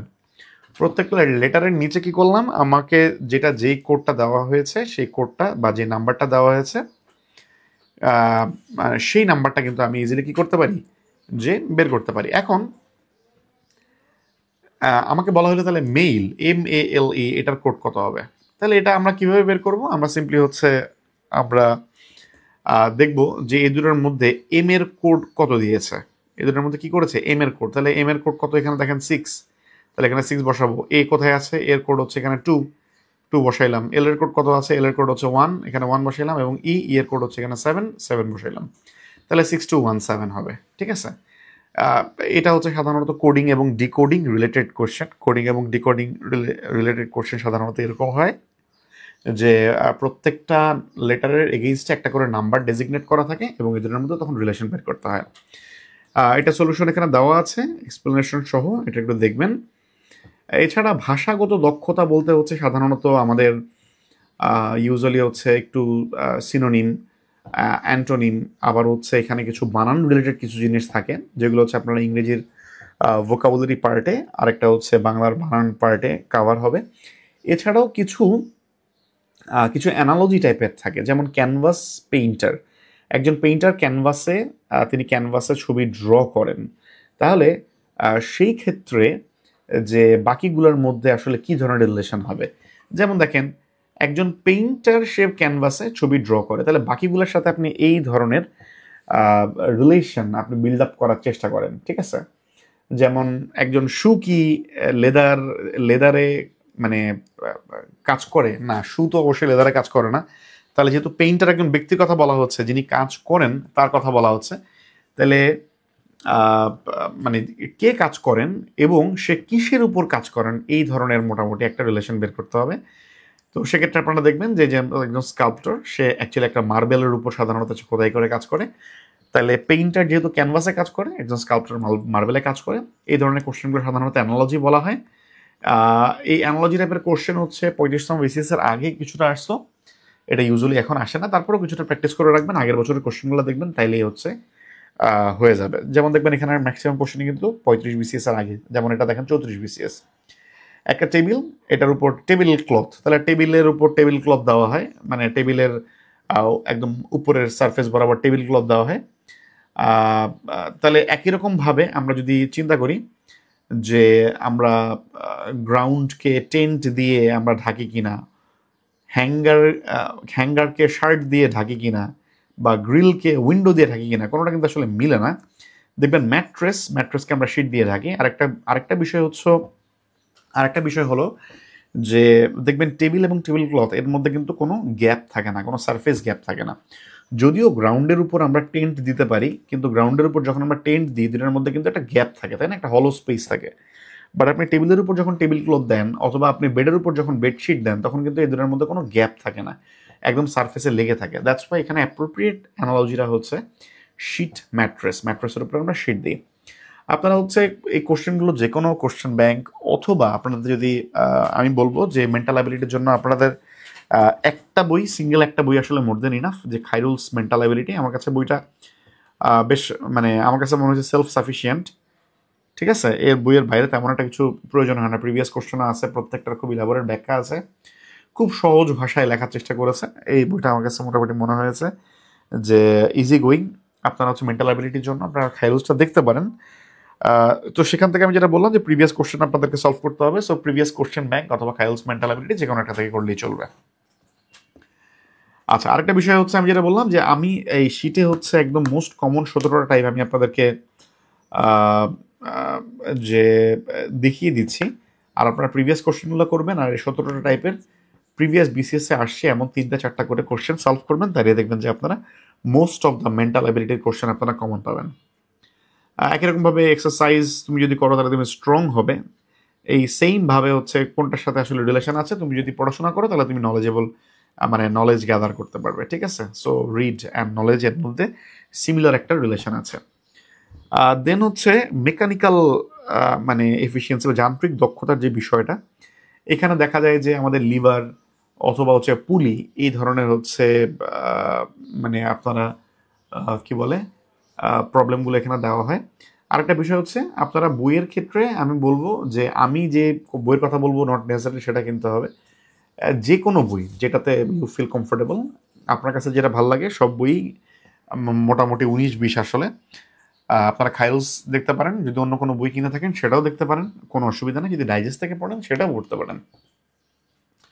আচ্ছা, লিভারের ক্ষেত্রে আমাদের এখানে যে ধরনের কোশ্চেন হয় সেটা হচ্ছে লিভারের ক্ষেত্রে একটা জিনিস আমরা একটু মাথায় রাখবো।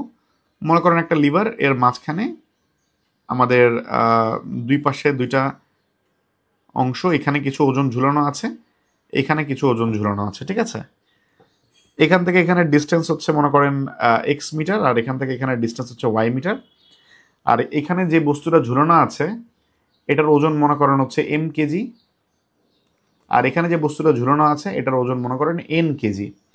তাইলে লিভারের ক্ষেত্রে অলওয়েজ এটা হচ্ছে এই মানে মেকানিজম, যদি লিভারটা হচ্ছে আমি একদম ইকুইলিব্রিয়াম পজিশনে রাখতে চাই, অর্থাৎ এটা একদম সোজাভাবে থাকবে, তাইলে অলওয়েজ হচ্ছে আমাদেরকে এই M into X equal to N into Y হইতে হবে।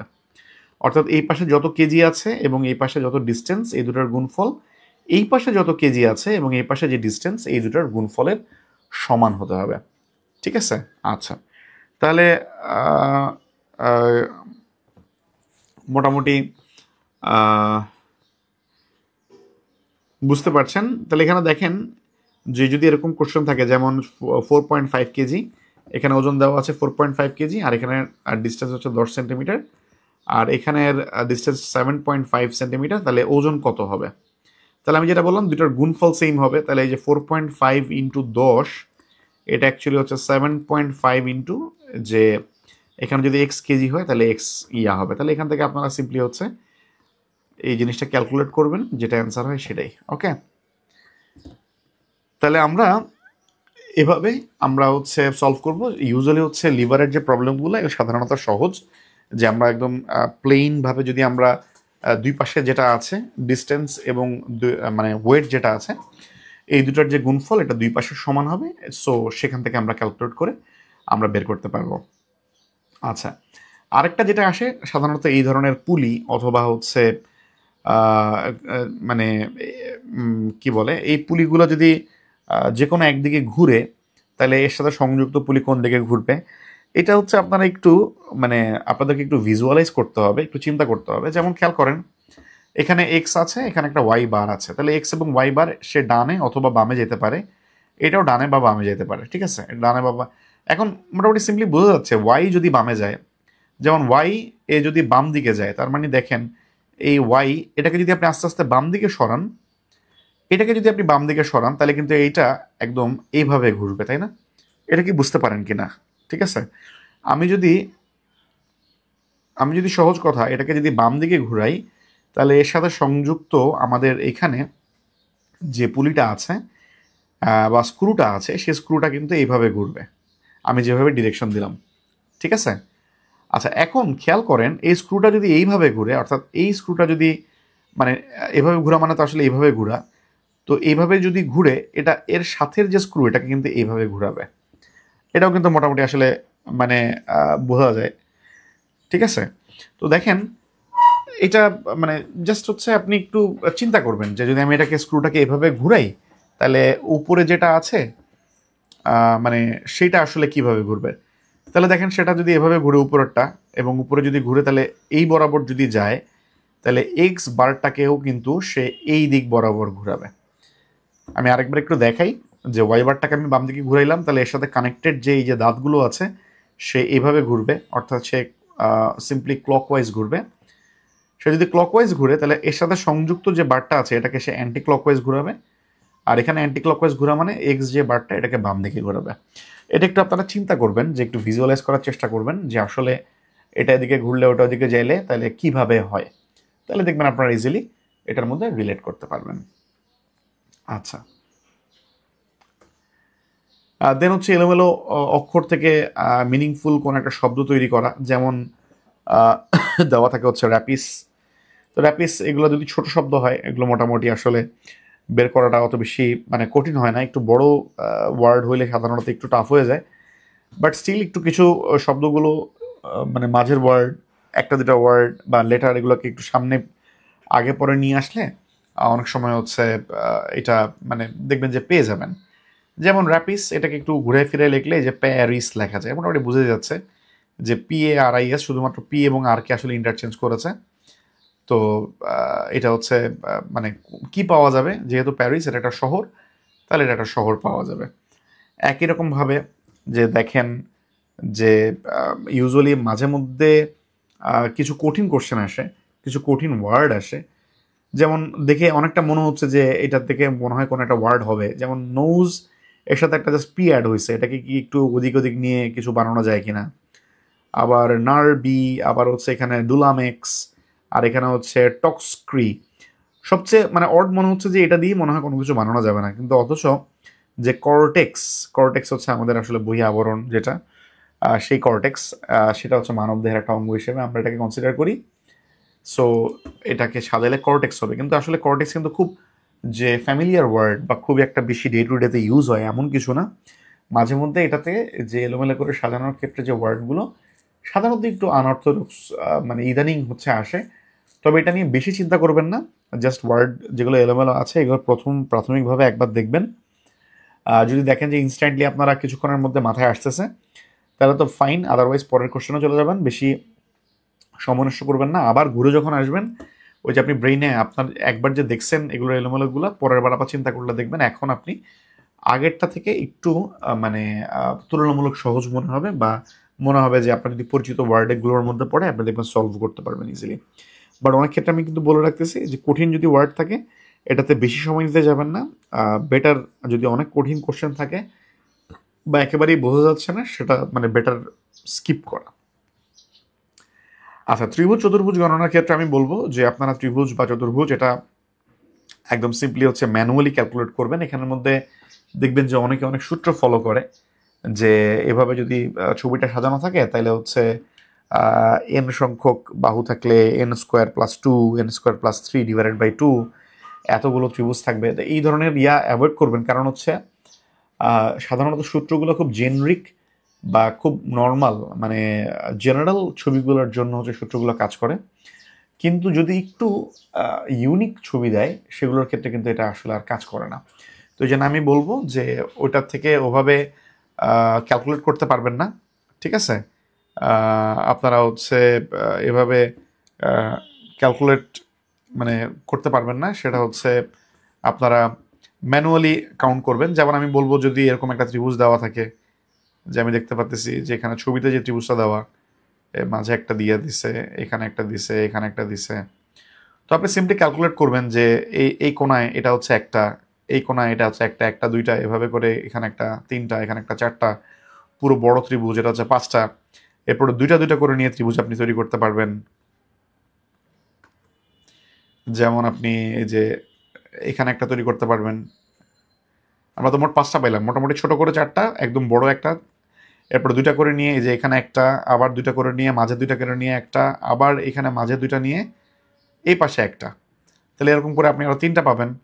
এরপর ছোট ছোট তিনটা ত্রিভুজ নিয়ে আপনি আবার গঠন করতে পারেন। কিভাবে? ছোট ছোট তিনটা ত্রিভুজ যদি আমরা নিই, যেমন দেখেন যে এই তিনটা মিলে হচ্ছে এখানে একটা, ইয়েলো কালার না নিই, এই কালারটা নিই, যেমন এই যে দেখেন এই যে এখানে এই তিনটা মিলে হচ্ছে একটা, ঠিক আছে?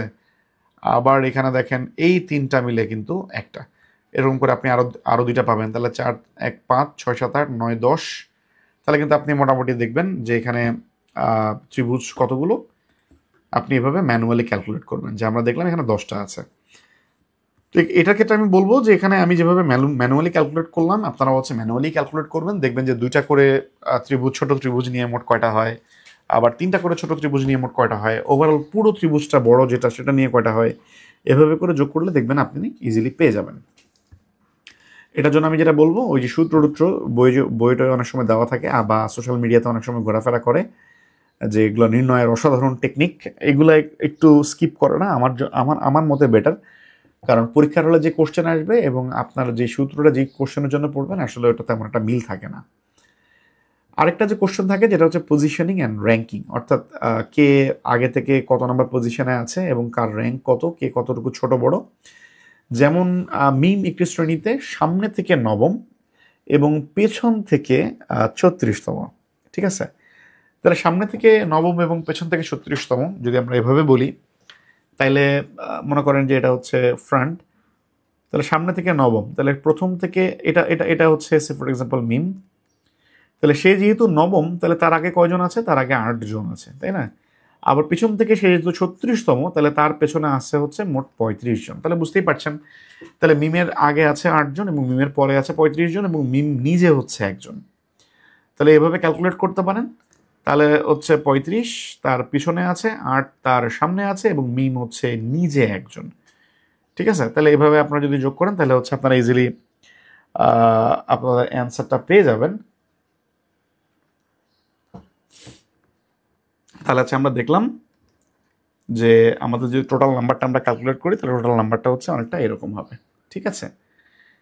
তাহলে এটা হচ্ছে পজিশন এন্ড র্যাঙ্ক যদি আমাদেরকে বের করতে বলে সামনে পিছনে, তাহলে যেহেতু মিম এখানে ট্রিকটা হচ্ছে যে প্রথম এবং ট্রিকটা আরেকটা হচ্ছে যে 36তম, যেটা এই 36তমর মধ্যেও কিন্তু মিম নিজে ইনক্লুডেড, আবার নবম যেটা সেটার মধ্যেও কিন্তু মিম ইনক্লুডেড। এই জন্য হচ্ছে মিমের আগে কয়জন আছে পরে কয়জন আছে এই দুটো আমি বের করলাম, আর মিমকে আমি আলাদাভাবে এক হিসেবে কাউন্ট করলাম, দুটাকে যোগ করলাম। ঠিক আছে, তো এভাবে করলে হচ্ছে দেখবেন যে আর ভুল হবে না। অথবা এটা আরেকটা কাজ করতে পারেন, এই যে নবম এবং 36তম, তাহলে এই যে 36 আর হচ্ছে 9 এই দুটাকে যোগ করে ওখান থেকে 1 মাইনাস করে দিতে পারেন, তাহলেও দেখবেন আপনারা সেম টোটাল যে স্টুডেন্ট নাম্বারের কাউন্ট সেটাও আপনারা বের করতে পারবেন।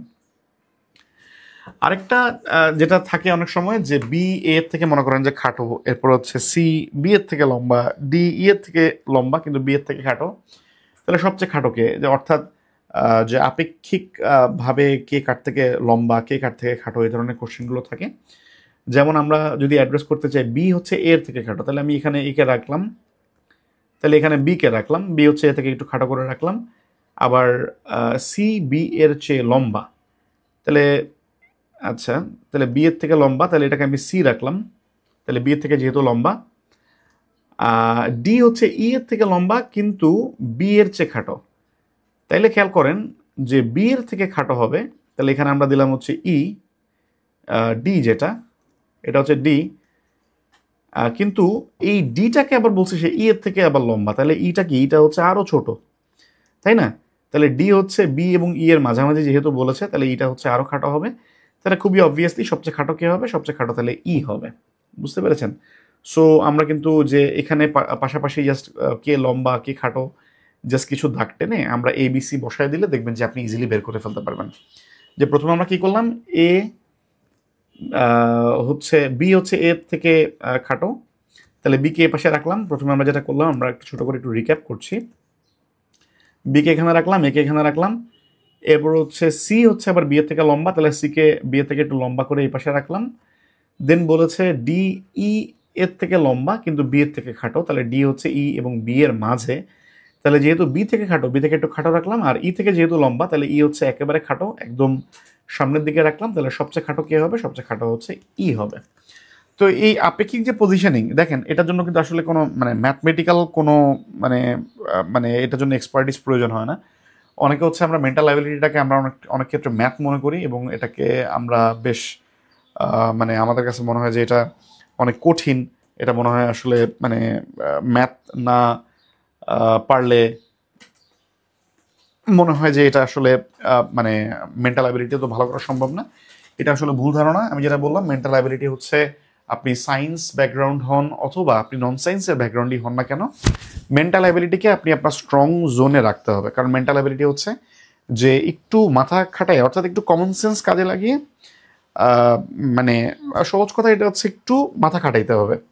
কিন্তু এটা তো এমন না যে ম্যাথের সূত্র আপনাকে করতে হবে, ঠিক আছে? মাথা খাটাইতে হবে বলতে এই যে কে ছোট কে বড় এটা একটু হিসাব করে বের করবেন, বা হচ্ছে ছেলে বা বিভিন্ন রক্তের সম্পর্ক নির্ণয়ের মধ্যে যেটা, অথবা যে স্ক্রু এটা ডানে ঘুরলে ওটা ওটা কোন দিকে ঘুরবে, এই টাইপের যে বিষয়গুলো আছে সেগুলো কি করবেন, সেগুলো হচ্ছে আপনারা মানে একটু প্র্যাকটিস করলে দেখবেন যে এগুলো আপনাদের কাছে বেশ সহজ লাগবে। তো মোটামুটি হচ্ছে আমাদের এর বাইরে আরেকটা আছে স্পেলিং হচ্ছে আপনারা বাংলা যে বানান যেটা দেখেন সেখান থেকে দেখবেন। আমরা ইনশাল্লাহ আজকে রাত 10টায় ইনশাল্লাহ আমরা আইসিটি ক্লাস নিব, আমাদের আইসিটির ফার্স্ট ক্লাস, যেহেতু আমাদের মাঝখানে কিছু ক্লাস একটু এদিক ওদিক হয়েছে, আমরা একটু চেষ্টা করছি যে একটু অ্যাডিশনাল ক্লাস নিয়ে যে এই মাসের মধ্যে আমি চেষ্টা করছি যে মোটামুটি আপনাদেরকে সিলেবাসটা একটু গুছিয়ে দেওয়ার জন্য। আচ্ছা, বিসিএস সিলেবাস পরিবর্তন আসবে বলেছে। আচ্ছা, এবারের বিসিএস এটা আসার চান্স একেবারে কম আসলে, যদি মানে কোনো পরিবর্তন করতেও যায় এটা হচ্ছে পরবর্তী বিসিএস এর থেকে হয়তো বা অ্যাক্টিভ করতে পারবে, কিন্তু এই বিসিএস এটার সম্ভাবনা একেবারেই কম, সো এটা নিয়ে ওয়ারি করবেন না। ফর্ম ফিল আপে পাসিং ইয়ার সার্টিফিকেটে যে ইয়ার দেওয়া সেটা হবে কি না, নাকি বিএসসির থেকে 4 ইয়ার কাউন্ট করে দিতে হবে? না, বিএসসি থেকে 4 বছর কাউন্ট করে দিলে হবে না, আপনাদের সার্টিফিকেটে যে পাসিং ইয়ার যেটা দেওয়া আছে সেই ইয়ারটা দিতে হবে, ঠিক আছে? মনে করেন যে আপনি একটা কথার কথা বললাম যে আপনি 2016-তে আপনি এনরোল করেছেন ভার্সিটিতে, আপনার 2020-এ বের হওয়ার কথা ছিল, কিন্তু সামহাউ 2020-এ মনে করেন কোভিড বা কোনো একটা কারণে মনে করেন যে আপনি আটকাই গেছেন, আপনার রেজাল্টটা বের হয়নি, আপনার লাস্ট ফাইনাল পরীক্ষা মনে করেন 2021-এ হয়েছে, তাহলে কিন্তু সার্টিফিকেটে আপনার লেখা থাকবে 2021 আপনার পাসিং ইয়ার, এবং সেটাই কিন্তু আপনাকে উল্লেখ করতে হবে। এটা আপনারা আপনাদের সার্টিফিকেটে যেটা আছে সেটাই দিবেন। আর যারা অ্যাপিয়ার্ড দিয়ে অ্যাপ্লাই করছেন তারা হচ্ছে আপনাদের রেজিস্ট্রার ভবনে বা আপনাদের হচ্ছে এক্সাম কন্ট্রোলার অফিসে আপনারা যোগাযোগ করে আপনাদের পাসিং ইয়ার কোনটা হবে সেটা জেনে সেটা বসাবেন। আচ্ছা, গতকালকে নিউজে দেখেছেন পিএসসির বর্তমান চেয়ারম্যান আচ্ছা শিক্ষার্থীদের সঙ্গে বসলেন এবং বললেন বিসিএস এর সিলেবাস অনেকাংশে পরিবর্তন করা হবে। আচ্ছা, যেটা বললাম এটা নিয়ে এখন আসলে এটা নিয়ে ওয়ারি করার কিছু নেই। আপনারা হচ্ছে নেক্সটে এটা আসলে এই বিসিএস থেকে আসলে হওয়ার মানে সুযোগ খুবই কম। আচ্ছা, স্টুডেন্ট আইডি, রোল নাম্বার এবং সেশন, এই সেশন এগুলো তো যেহেতু অপশনাল, এগুলো চাইলে আপনারা ব্ল্যাঙ্ক রাখতে পারেন, কোনো প্রবলেম নেই। কারণ হচ্ছে অনেক ইনস্টিটিউশন আছে যারা হচ্ছে অ্যাকচুয়ালি রোল নাম্বার প্রোভাইড করে না ওভাবে আলাদা করে, তাদের হচ্ছে একটা হয়তো বা রেজিস্ট্রেশন আইডি থাকে। সো রোল নাম্বার যে সবার থাকবে এমন কোনো কথা নেই। সো যেগুলো অপশনাল আপনারা চাইলে সেগুলো দিতে পারেন, সেগুলো না দিলে কোনো প্রবলেম নেই। বুঝতেই পারছেন যেহেতু অপশনাল, এগুলো ম্যান্ডেটরি কোনো ফিল্ড না যে আপনি চাইলে এগুলো স্কিপ করতে পারেন, এবং যদি আপনার থাকে তাহলে দিতেও পারেন, ঠিক আছে, কোনো অসুবিধা নেই। আচ্ছা ঠিক আছে, আমি একটু আপনাদের আচ্ছা, কর্টেক্স অ্যাকচুয়ালি দুইটা পার্টেই থাকে, এটা হচ্ছে উদ্ভিদ এবং প্রাণী, মানে দুইটাতেই আসলে কর্টেক্স থাকে, ঠিক আছে। আচ্ছা, অন্য বই একটা কিনেছেন, খাইরুলস মেন্টাল অ্যাবিলিটি কিনতে হবে কিনা, বললাম যে প্রয়োজন নাই আসলে, যে কোনোটা থেকে ফলো করলে আসলে পাবে। ফরেন ক্যাডারে কতদিন দেশের বাইরে থাকা লাগে, এটা হচ্ছে মানে খুবই ডিপেন্ড করে। যেমন হচ্ছে আমি এমন অনেককে দেখেছি যে অনেক সিনিয়র মোস্ট, যে এখন হয়তোবা অ্যাম্বাসাডার, তিনি হয়তোবা তার লাইফের মানে জয়েন করার পরে, সে ফর এক্সাম্পল তিনি জয়েন করেছেন মনে করেন 1999 বা 2000 সালে ফরেন অ্যাফেয়ার্স ক্যাডারে, এখন পর্যন্ত হয়তোবা 1 বা 2 বছর তিনি দেশে ছিলেন, এর বাইরে মানে বাংলাদেশে ছিলেন, এর বাইরের পুরোটা সময় মোটামুটি বিভিন্ন মিশনে তিনি কিন্তু ছিলেন। তো এটা ডিপেন্ড করে যে মিশনের উপর ডিপেন্ড করে যে আপনি আসলে ওটার প্রয়োজনীয়তা এবং এমপ্লয়ির মানে চাহিদা কেমন আছে, এবং আমাদের ক্যাডারে আসলে এমপ্লয়ির খুবই শর্টেজ আছে, এবং দেখা যায় যে এই কারণে মিশনগুলোতে অনেক অল্প এমপ্লয়ি দিয়ে আসলে মিশনগুলো রান করতে হয়, বেশ ভালো প্রেশার থাকে। এখন আমি যেটা বলতে চাই সেটা হচ্ছে ইউজুয়ালি যেটা হয় সাধারণত আপনাকে 3 বছর দেশে থাকতে হয়, এরপরে 3+3 এই 6 বছর একটা দেশের বাইরে মিশন করে আসতে হয়, তারপরে হচ্ছে আপনি আবার 3 বছর থাকতে পারবেন, তারপর হচ্ছে আবার 6 বছর আপনাকে দেশের বাইরে মিশনে যেতে হবে, ঠিক আছে। এটা হচ্ছে আপনার মোটামুটি মানে ফরেন অ্যাফেয়ার্স ক্যাডারের মানে লাইফটা হচ্ছে অনেকটা এরকম যে 3 বছর 6 বছর 3 বছর 6 বছর, অর্থাৎ মোটামুটি আপনার ক্যারিয়ার স্প্যানের 2/3 আপনাকে মোটামুটি দেশের বাইরে থাকতে হবে। আর হচ্ছে প্রয়োজন বোধে দেখা যায় যে এর থেকে বেশিও অনেক সময় বাইরে থাকতে হয়। আচ্ছা আচ্ছা, নন ক্যাডার চয়েস লিস্ট আমি হচ্ছে আমার চ্যানেলে অলরেডি এবং ফেসবুক পোস্টে দুইটাতেই আমি দিয়ে দিছি যে নন ক্যাডার চয়েস লিস্ট কোনটা দেখবেন, আমি সিরিয়ালি লিখে দিছি কোনটার পর কোনটা দেখবেন, সেটা ফলো করতে পারেন আপনারা। আচ্ছা, সব জায়গায় বাবা মায়ের নাম একই আছে, শুধু বাবা মায়ের আইডি কার্ডের সাথে আমার সার্টিফিকেটের একটু ভিন্ন আছে। আচ্ছা, এখানে আমি বলবো যে আপনার সার্টিফিকেটে আপনার এনআইডিতে আপনার বাবা মার যে নাম আছে, আপনার এনআইডিতে আবার একটু বোঝার চেষ্টা করেন, আপনার নিজের এনআইডিতে বাবা মার যে নাম আছে সেটাই যদি আপনার সার্টিফিকেটের সাথে থাকে তাহলেই চলবে। আর আপনার বাবা মার ইন্ডিভিজুয়াল এনআইডিতে সাথে এই ছোটোখাটো মিসম্যাচ কোনো প্রবলেম নেই। আচ্ছা, রিটার্নের ক্ষেত্রে এটা আসলে আপনাদের প্রিলিটা আপনারা কভার করেন, তারপর হচ্ছে ইনশাল্লাহ আমার মানে হচ্ছে ট্রেনিং অ্যান্ড আদার স্টাফস ওগুলোর উপর বেস করে আমি মানে চেষ্টা করবো তো অবশ্যই আমি জানাবো আপনাদেরকে। আপাতত আগে প্রিলিটা আপনারা কভার করেন। আরেকটা বিষয় আমি আপনাদেরকে একটু বলে রাখি যে সামনে ট্রেনিং হয়তো বা শুরু হতে পারে, তো সেক্ষেত্রে আমি চেষ্টা করব যে আপনাদেরকে ফেব্রুয়ারি অর্থাৎ এই মাসের মধ্যে হচ্ছে আমি আপনাদেরকে পড়াটা গুছিয়ে দেওয়ার জন্য আইসিটি মোটামুটি আমাদের আজকে রাতের ক্লাসটা দেখলে আর নেক্সট দিন একটা ক্লাস নিলে আমাদের আইসিটিটা গুছিয়ে যাবে, এরপর আসলে সায়েন্স এবং ম্যাথ থাকবে। তো এই সায়েন্স এবং ম্যাথ আর আইসিটি এই তিনটা হচ্ছে আমি চেষ্টা করব যে এই মাসে আমাদের বাকি যে 12-13 দিন আছে সেই 12-13 দিন 12-13 দিনে আমরা হচ্ছে এটা একটু কভার করার জন্য, ঠিক আছে। আচ্ছা, আর হচ্ছে আমি এক্সামের লিঙ্কগুলো কিন্তু আমি ইন্ডেক্স পোস্টে সবগুলো সুন্দর করে দিয়ে রেখেছি সবগুলো এক্সামের জন্য। আপনারা সেখান থেকে দেখে এক্সাম কিন্তু পার্টিসিপেট করতে পারবেন। আচ্ছা, কর্মক্ষেত্রে নতুন জায়গায় প্রথম দিনের অভিজ্ঞতা কেমন ছিল? আচ্ছা, হ্যাঁ, নতুন দিনের অভিজ্ঞতা আসলে মানে খুব চমৎকার একটা অভিজ্ঞতা ছিল। খুবই ডিফারেন্ট একটা অভিজ্ঞতা ছিল। খুবই ভালো ভালো অভিজ্ঞতা ছিল অবশ্যই। অনেক সিনিয়র স্যারদের সাথে তাদের সেশনে অ্যাটেন্ড করার সৌভাগ্য হয়েছে। অনেক মানে আমাদের নীতি নির্ধারণী পর্যায়ের সিনিয়র স্যারদের সাথে তাদের মোটামুটি মানে অনেক এক্সপিরিয়েন্স তারা শেয়ার করেছেন। অনেক অনেক ভালো লেগেছে অ্যাকচুয়ালি। হ্যাঁ, অনেক ওয়ার্ম ওয়েলকাম ছিল। সো ডেফিনেটলি হচ্ছে খুবই চমৎকার অভিজ্ঞতা ছিল। এটা আসলে মানে অনেকের ক্ষেত্রেই যে প্রত্যেকেই একটা জিনিস সবসময় মাথায় রাখবেন যে যে আপনার চেষ্টা অবশ্যই থাকবে, কিন্তু দিন শেষে কিন্তু আসলে দেখবেন যে আপনার জন্য যেটা ভালো আল্লাহ তাআলা আপনাকে সেটাই দিবে। এবং আমি দেখেছি যে এটার সাথে মানে লাক ফ্যাক্টরটা আসলে অনেক অনেক বেশি আসলে এটার সাথে ইনভলভড। যেমন দেখেন যে আমরা যেই কয়জন আমরা ফরেন অ্যাফেয়ার্স ক্যাডারে আমরা যোগদান করলাম, তাদের থেকে বা আমি তো ডেফিনেটলি বিলিভ করি যে আমার থেকে অনেক অনেক কম্পিটেন্ট আসলে মানুষজন আছেন, স্টুডেন্ট আছেন। হয়তো বা দেখা গেছে যে পরীক্ষা যখন ছিল পরীক্ষায় ওই রকম থ্রুপুট দিতে পারেননি, হয়তো বা এমন আছে যে কোনো কারণে অসুস্থতা বোধ করার কারণে মানে তার একদম ফুল পটেনশিয়াল ইউজ করতে পারেননি।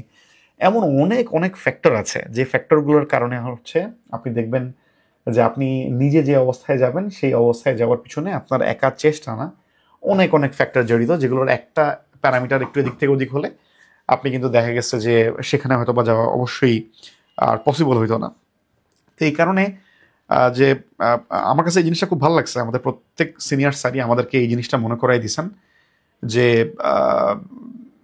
যে এই এই এই জায়গাটাতে আসলে এমন না যে শুধুমাত্র তোমরা পরিশ্রম করছো, ডেফিনেটলি সবাই পরিশ্রম করেছে, কিন্তু এমন না যে যে আপনারা এই বেস্ট, এই জিনিসটা সবার মাথায় আসলে দেওয়া হয়েছে সো দ্যাট আমরা প্রত্যেকেই বিনয়ী থাকি।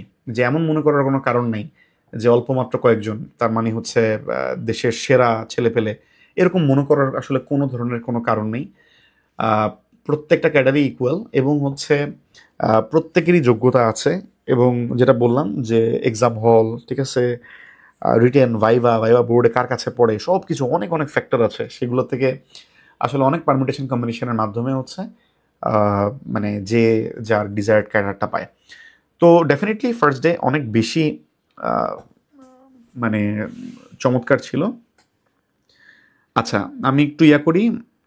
আচ্ছা, আমি ট্রেনিং মানে স্টার্টের আগেই আমি ইনশাল্লাহ আমি আপনাদেরকে প্রিলির বিষয়টা একটু গুছিয়ে দেওয়ার চেষ্টা করবো ইনশাল্লাহ।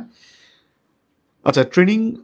আচ্ছা, আরেকটা কি, আগের ক্লাস যেগুলো মিস করেছেন এখন কিভাবে পড়লে ভালো হবে। আচ্ছা, আমি আপনাকে বলবো আপনি হচ্ছে আমার লাইভ ক্লাসটাতে জাস্ট অ্যাটেন্ড করে আমি যে সাবজেক্ট সম্পর্কে আমি হচ্ছে আলোচনা করি সেই সাবজেক্টটা সম্পর্কে একটু ধারণা নেবেন যে আমি কিভাবে গাইডলাইন দিচ্ছি, এবং আপনি প্রথম থেকে যে রেকর্ড ক্লাস সেগুলো থেকে একটা একটা করে আপনি স্টার্ট করবেন। যেহেতু ক্লাসগুলো হয়ে গেছে, আপনি যদি পিসি থেকে দেখেন তাহলে আপনি একটু মানে একটু 1.5x অথবা 1.75 অথবা 2x স্পিড করে আপনি একটু দ্রুত দেখে নিতে পারেন, এতে আপনার সময় কিছুটা সেভ হবে। আপনি একটু লেকচারটা দেখে নিলেন, দেন আপনি পিডিএফে চলে আসলেন এবং আমি যেভাবে আপনাকে পড়ার জন্য ইনস্ট্রাকশন করেছি আপনি একটা একটা করে সাবজেক্ট ধরে শেষ করবেন। ঠিক আছে, এখনও পর্যাপ্ত সময় আছে, ওরি করার কোনো কারণ নেই। আর বাদবাকি যে ক্লাসগুলো আছে সেগুলো মানে আপনি রেকর্ডগুলো দেখার পাশাপাশি সেগুলো হচ্ছে লাইভে অ্যাটেন্ড করতে থাকেন। আচ্ছা, নভেম্বর 2023 ফাইনাল পরীক্ষা এমবিবিএস পাস করেছেন, এখন ইন্টার্নশিপ। আচ্ছা, এটা আমি বললাম যে যারা সার্টিফিকেট পাননি, এখনও প্রফেশনাল সার্টিফিকেট এখনও পাননি, অ্যাপিয়ার্ড দিয়ে আপনারা অ্যাপ্লাই করবেন। আপনারা হচ্ছে আপনাদের এক্সাম কন্ট্রোলার অফিসে অবশ্যই যোগাযোগ করবেন, কারণ তারা জানে যে আপনাদের পাসিং ইয়ার কোনটা হবে। পাসিং ইয়ার কিন্তু শুধুমাত্র আপনার এক্সাম কন্ট্রোলার অফিস বা আপনার রেজিস্ট্রার ভবন যেটা, তারা বলতে পারবে। এটা কিন্তু আপনি মানুষের কাছ থেকে সাজেশন নিয়ে যে এটা কি হবে এটা এভাবে করে বসাবেন না। ওকে।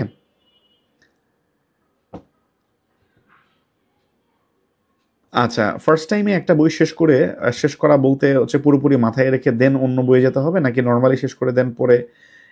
আমার মতে হচ্ছে একেবারে ফুল একদম রিজিডলি শেষ করে তো যাওয়া কোনো সাবজেক্টই সম্ভব না, রিভিশন বারবারই দেওয়ার প্রয়োজন পড়ে। তো মোটামুটি আপনি একবার একটা শেষ করার পর আরেকটা সাবজেক্ট ধরলেন, আবার প্রথমটা আবার একটু রিভিশনের উপর রাখলেন। আচ্ছা, মেয়েদের জন্য ফরেন ক্যাডার কেমন? আচ্ছা, মেয়েদের ক্ষেত্রে আমি বলবো যে মেয়েদের জন্য আসলে ক্যাডার সার্ভিস মানে ফরেন ক্যাডার স্পেশালি যেহেতু বাইরের মিশনে থাকতে হয় এবং ফ্যামিলি ছাড়া থাকাটা আসলে টাফ এবং দেখা যায় যে মানে আমার কাছে মনে হয়েছে যে যদি হাজব্যান্ড তো ডেফিনেটলি দেখা যায় যে কোনো না কোনো জবে হয়তো বা থাকে, তো ওয়াইফের সাথে দেশের বাইরে মুভ করতে হইলে সেক্ষেত্রে জব ছেড়ে মুভ করা এটা সাধারণত ম্যাক্সিমাম কেসেই হয় না। এবং আমি যতজন হচ্ছে লেডি অফিসারকে দেখেছি সিনিয়র অ্যাম্বাসেডর বা বিভিন্ন কনসুলার মিশনগুলোতে আছেন, তারা ফ্যামিলি বলতে তাদের বাচ্চা কাচ্চাকে হয়তো বা নিয়ে গিয়েছেন, বাট হাজব্যান্ড হয়তো বা দেশেই আছে। তো সেক্ষেত্রে হচ্ছে একটু ডিফিকাল্ট হয়ে যায়। তো সেক্ষেত্রে অনেক ক্ষেত্রেই তারা হচ্ছে হেডকোয়ার্টারে অর্থাৎ ঢাকা অফিসে একটু মানে বেশি সময় থাকেন, মিশনগুলোতে একটু কম অ্যাটেন্ড করেন, এভাবে একটু ম্যানেজ করেন আর কি। আচ্ছা স্যার, ব্যাংকের জেনারেল অফিসার পদে সার্কুলার দিয়েছে নতুন, বিসিএস এর পাশাপাশি ব্যাংকের প্রিপারেশন নিতে গেলে। এটা আমি বেশ কয়েকবার বলেছি, বিসিএস এর পাশাপাশি ব্যাংকের প্রিপারেশন নিতে গেলে দুইটা জায়গায় জোর দিতে হয়। একটা হচ্ছে ম্যাথের পাটিগণিত পোর্শনটা, এবং আরেকটা যেটা জোর দিতে হয় সেটা হচ্ছে আমাদের ভোকাবুলারি। এই দুটো জায়গায় জোর দিলে বিসিএস এবং ব্যাংকের প্রিপারেশনের মধ্যে কোনো পার্থক্য নেই। মেন্টাল অ্যাবিলিটির জন্য এই 17 টাইপ, ডেফিনেটলি এই 17 টাইপ পড়লে আপনি দেখবেন যে এই 17 টাইপ কভার করার পর আপনি যে কোনো ইয়ারের কোশ্চেন বের করে দেখেন, যে কোনো মডেল টেস্ট দেখেন, দেখবেন আপনি মোর দেন 90% দেখবেন যে এই টাইপের মধ্য থেকেই আসছে। সো যেহেতু 90% আসা মানে কমন পড়া, তো মানে তাহলে বুঝতেই পারছেন যে এই টাইপগুলো দেখলেই চলবে।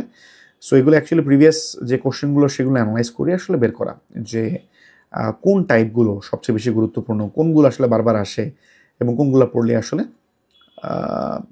কাভার হয়ে যাবে। এই 17 টাইপ আসলে মানে এর বাইরে আমি মানে তেমন একটা আসলে দেখি নাই, ঠিক আছে? এই 17 টাইপ থেকে ঘুরে ফিরে বারবার আসে, ঠিক আছে? ঠিক আছে, তাহলে ইনশাল্লাহ তাহলে হচ্ছে ইনশাল্লাহ আজকে রাতেই 10টায় ইনশাল্লাহ আইসিটি ক্লাসে আপনাদের সাথে আবার কথা হবে।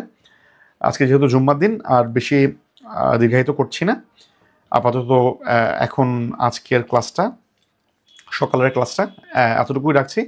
রাতে আবার কথা হবে ইনশাল্লাহ, এবং রাতে আমি আপনাদেরকে জানিয়ে দিব যে কালকে আমি একই রকম প্যাটার্নে দুটো ক্লাস নেওয়ার চেষ্টা করব, বাট আমি আপনাদেরকে ফাইনালি মানে শিডিউলটা রাতে আমি আবার জানিয়ে দিব ইনশাল্লাহ পোস্ট করে, যে আমি আগামীকালকে কোন শিডিউলে ক্লাস নিব। এরকম সকাল এবং রাতে দুটো নিব নাকি শুধু রাতে নিব, এরকম আমি আপনাদেরকে ইনশাল্লাহ নোটিফাই করব। আর আজকে রাতে ইনশাল্লাহ আপনাদের সাথে আইসিটি ক্লাসে আবার আপনাদের সাথে কথা হবে। আপনাদের সবার জন্য অনেক শুভকামনা, অফুরান ভালোবাসা এবং শুভকামনা সবসময়ের জন্য, অনেক অনেক দোয়া আমার জন্য দোয়া রাখবেন ইনশাল্লাহ। রাতে আপনাদের সাথে আবার কথা হবে। জি, তাহলে আজকের লাইভ এখানেই শেষ করছি। আসসালামু আলাইকুম ওয়া রাহমাতুল্লাহ।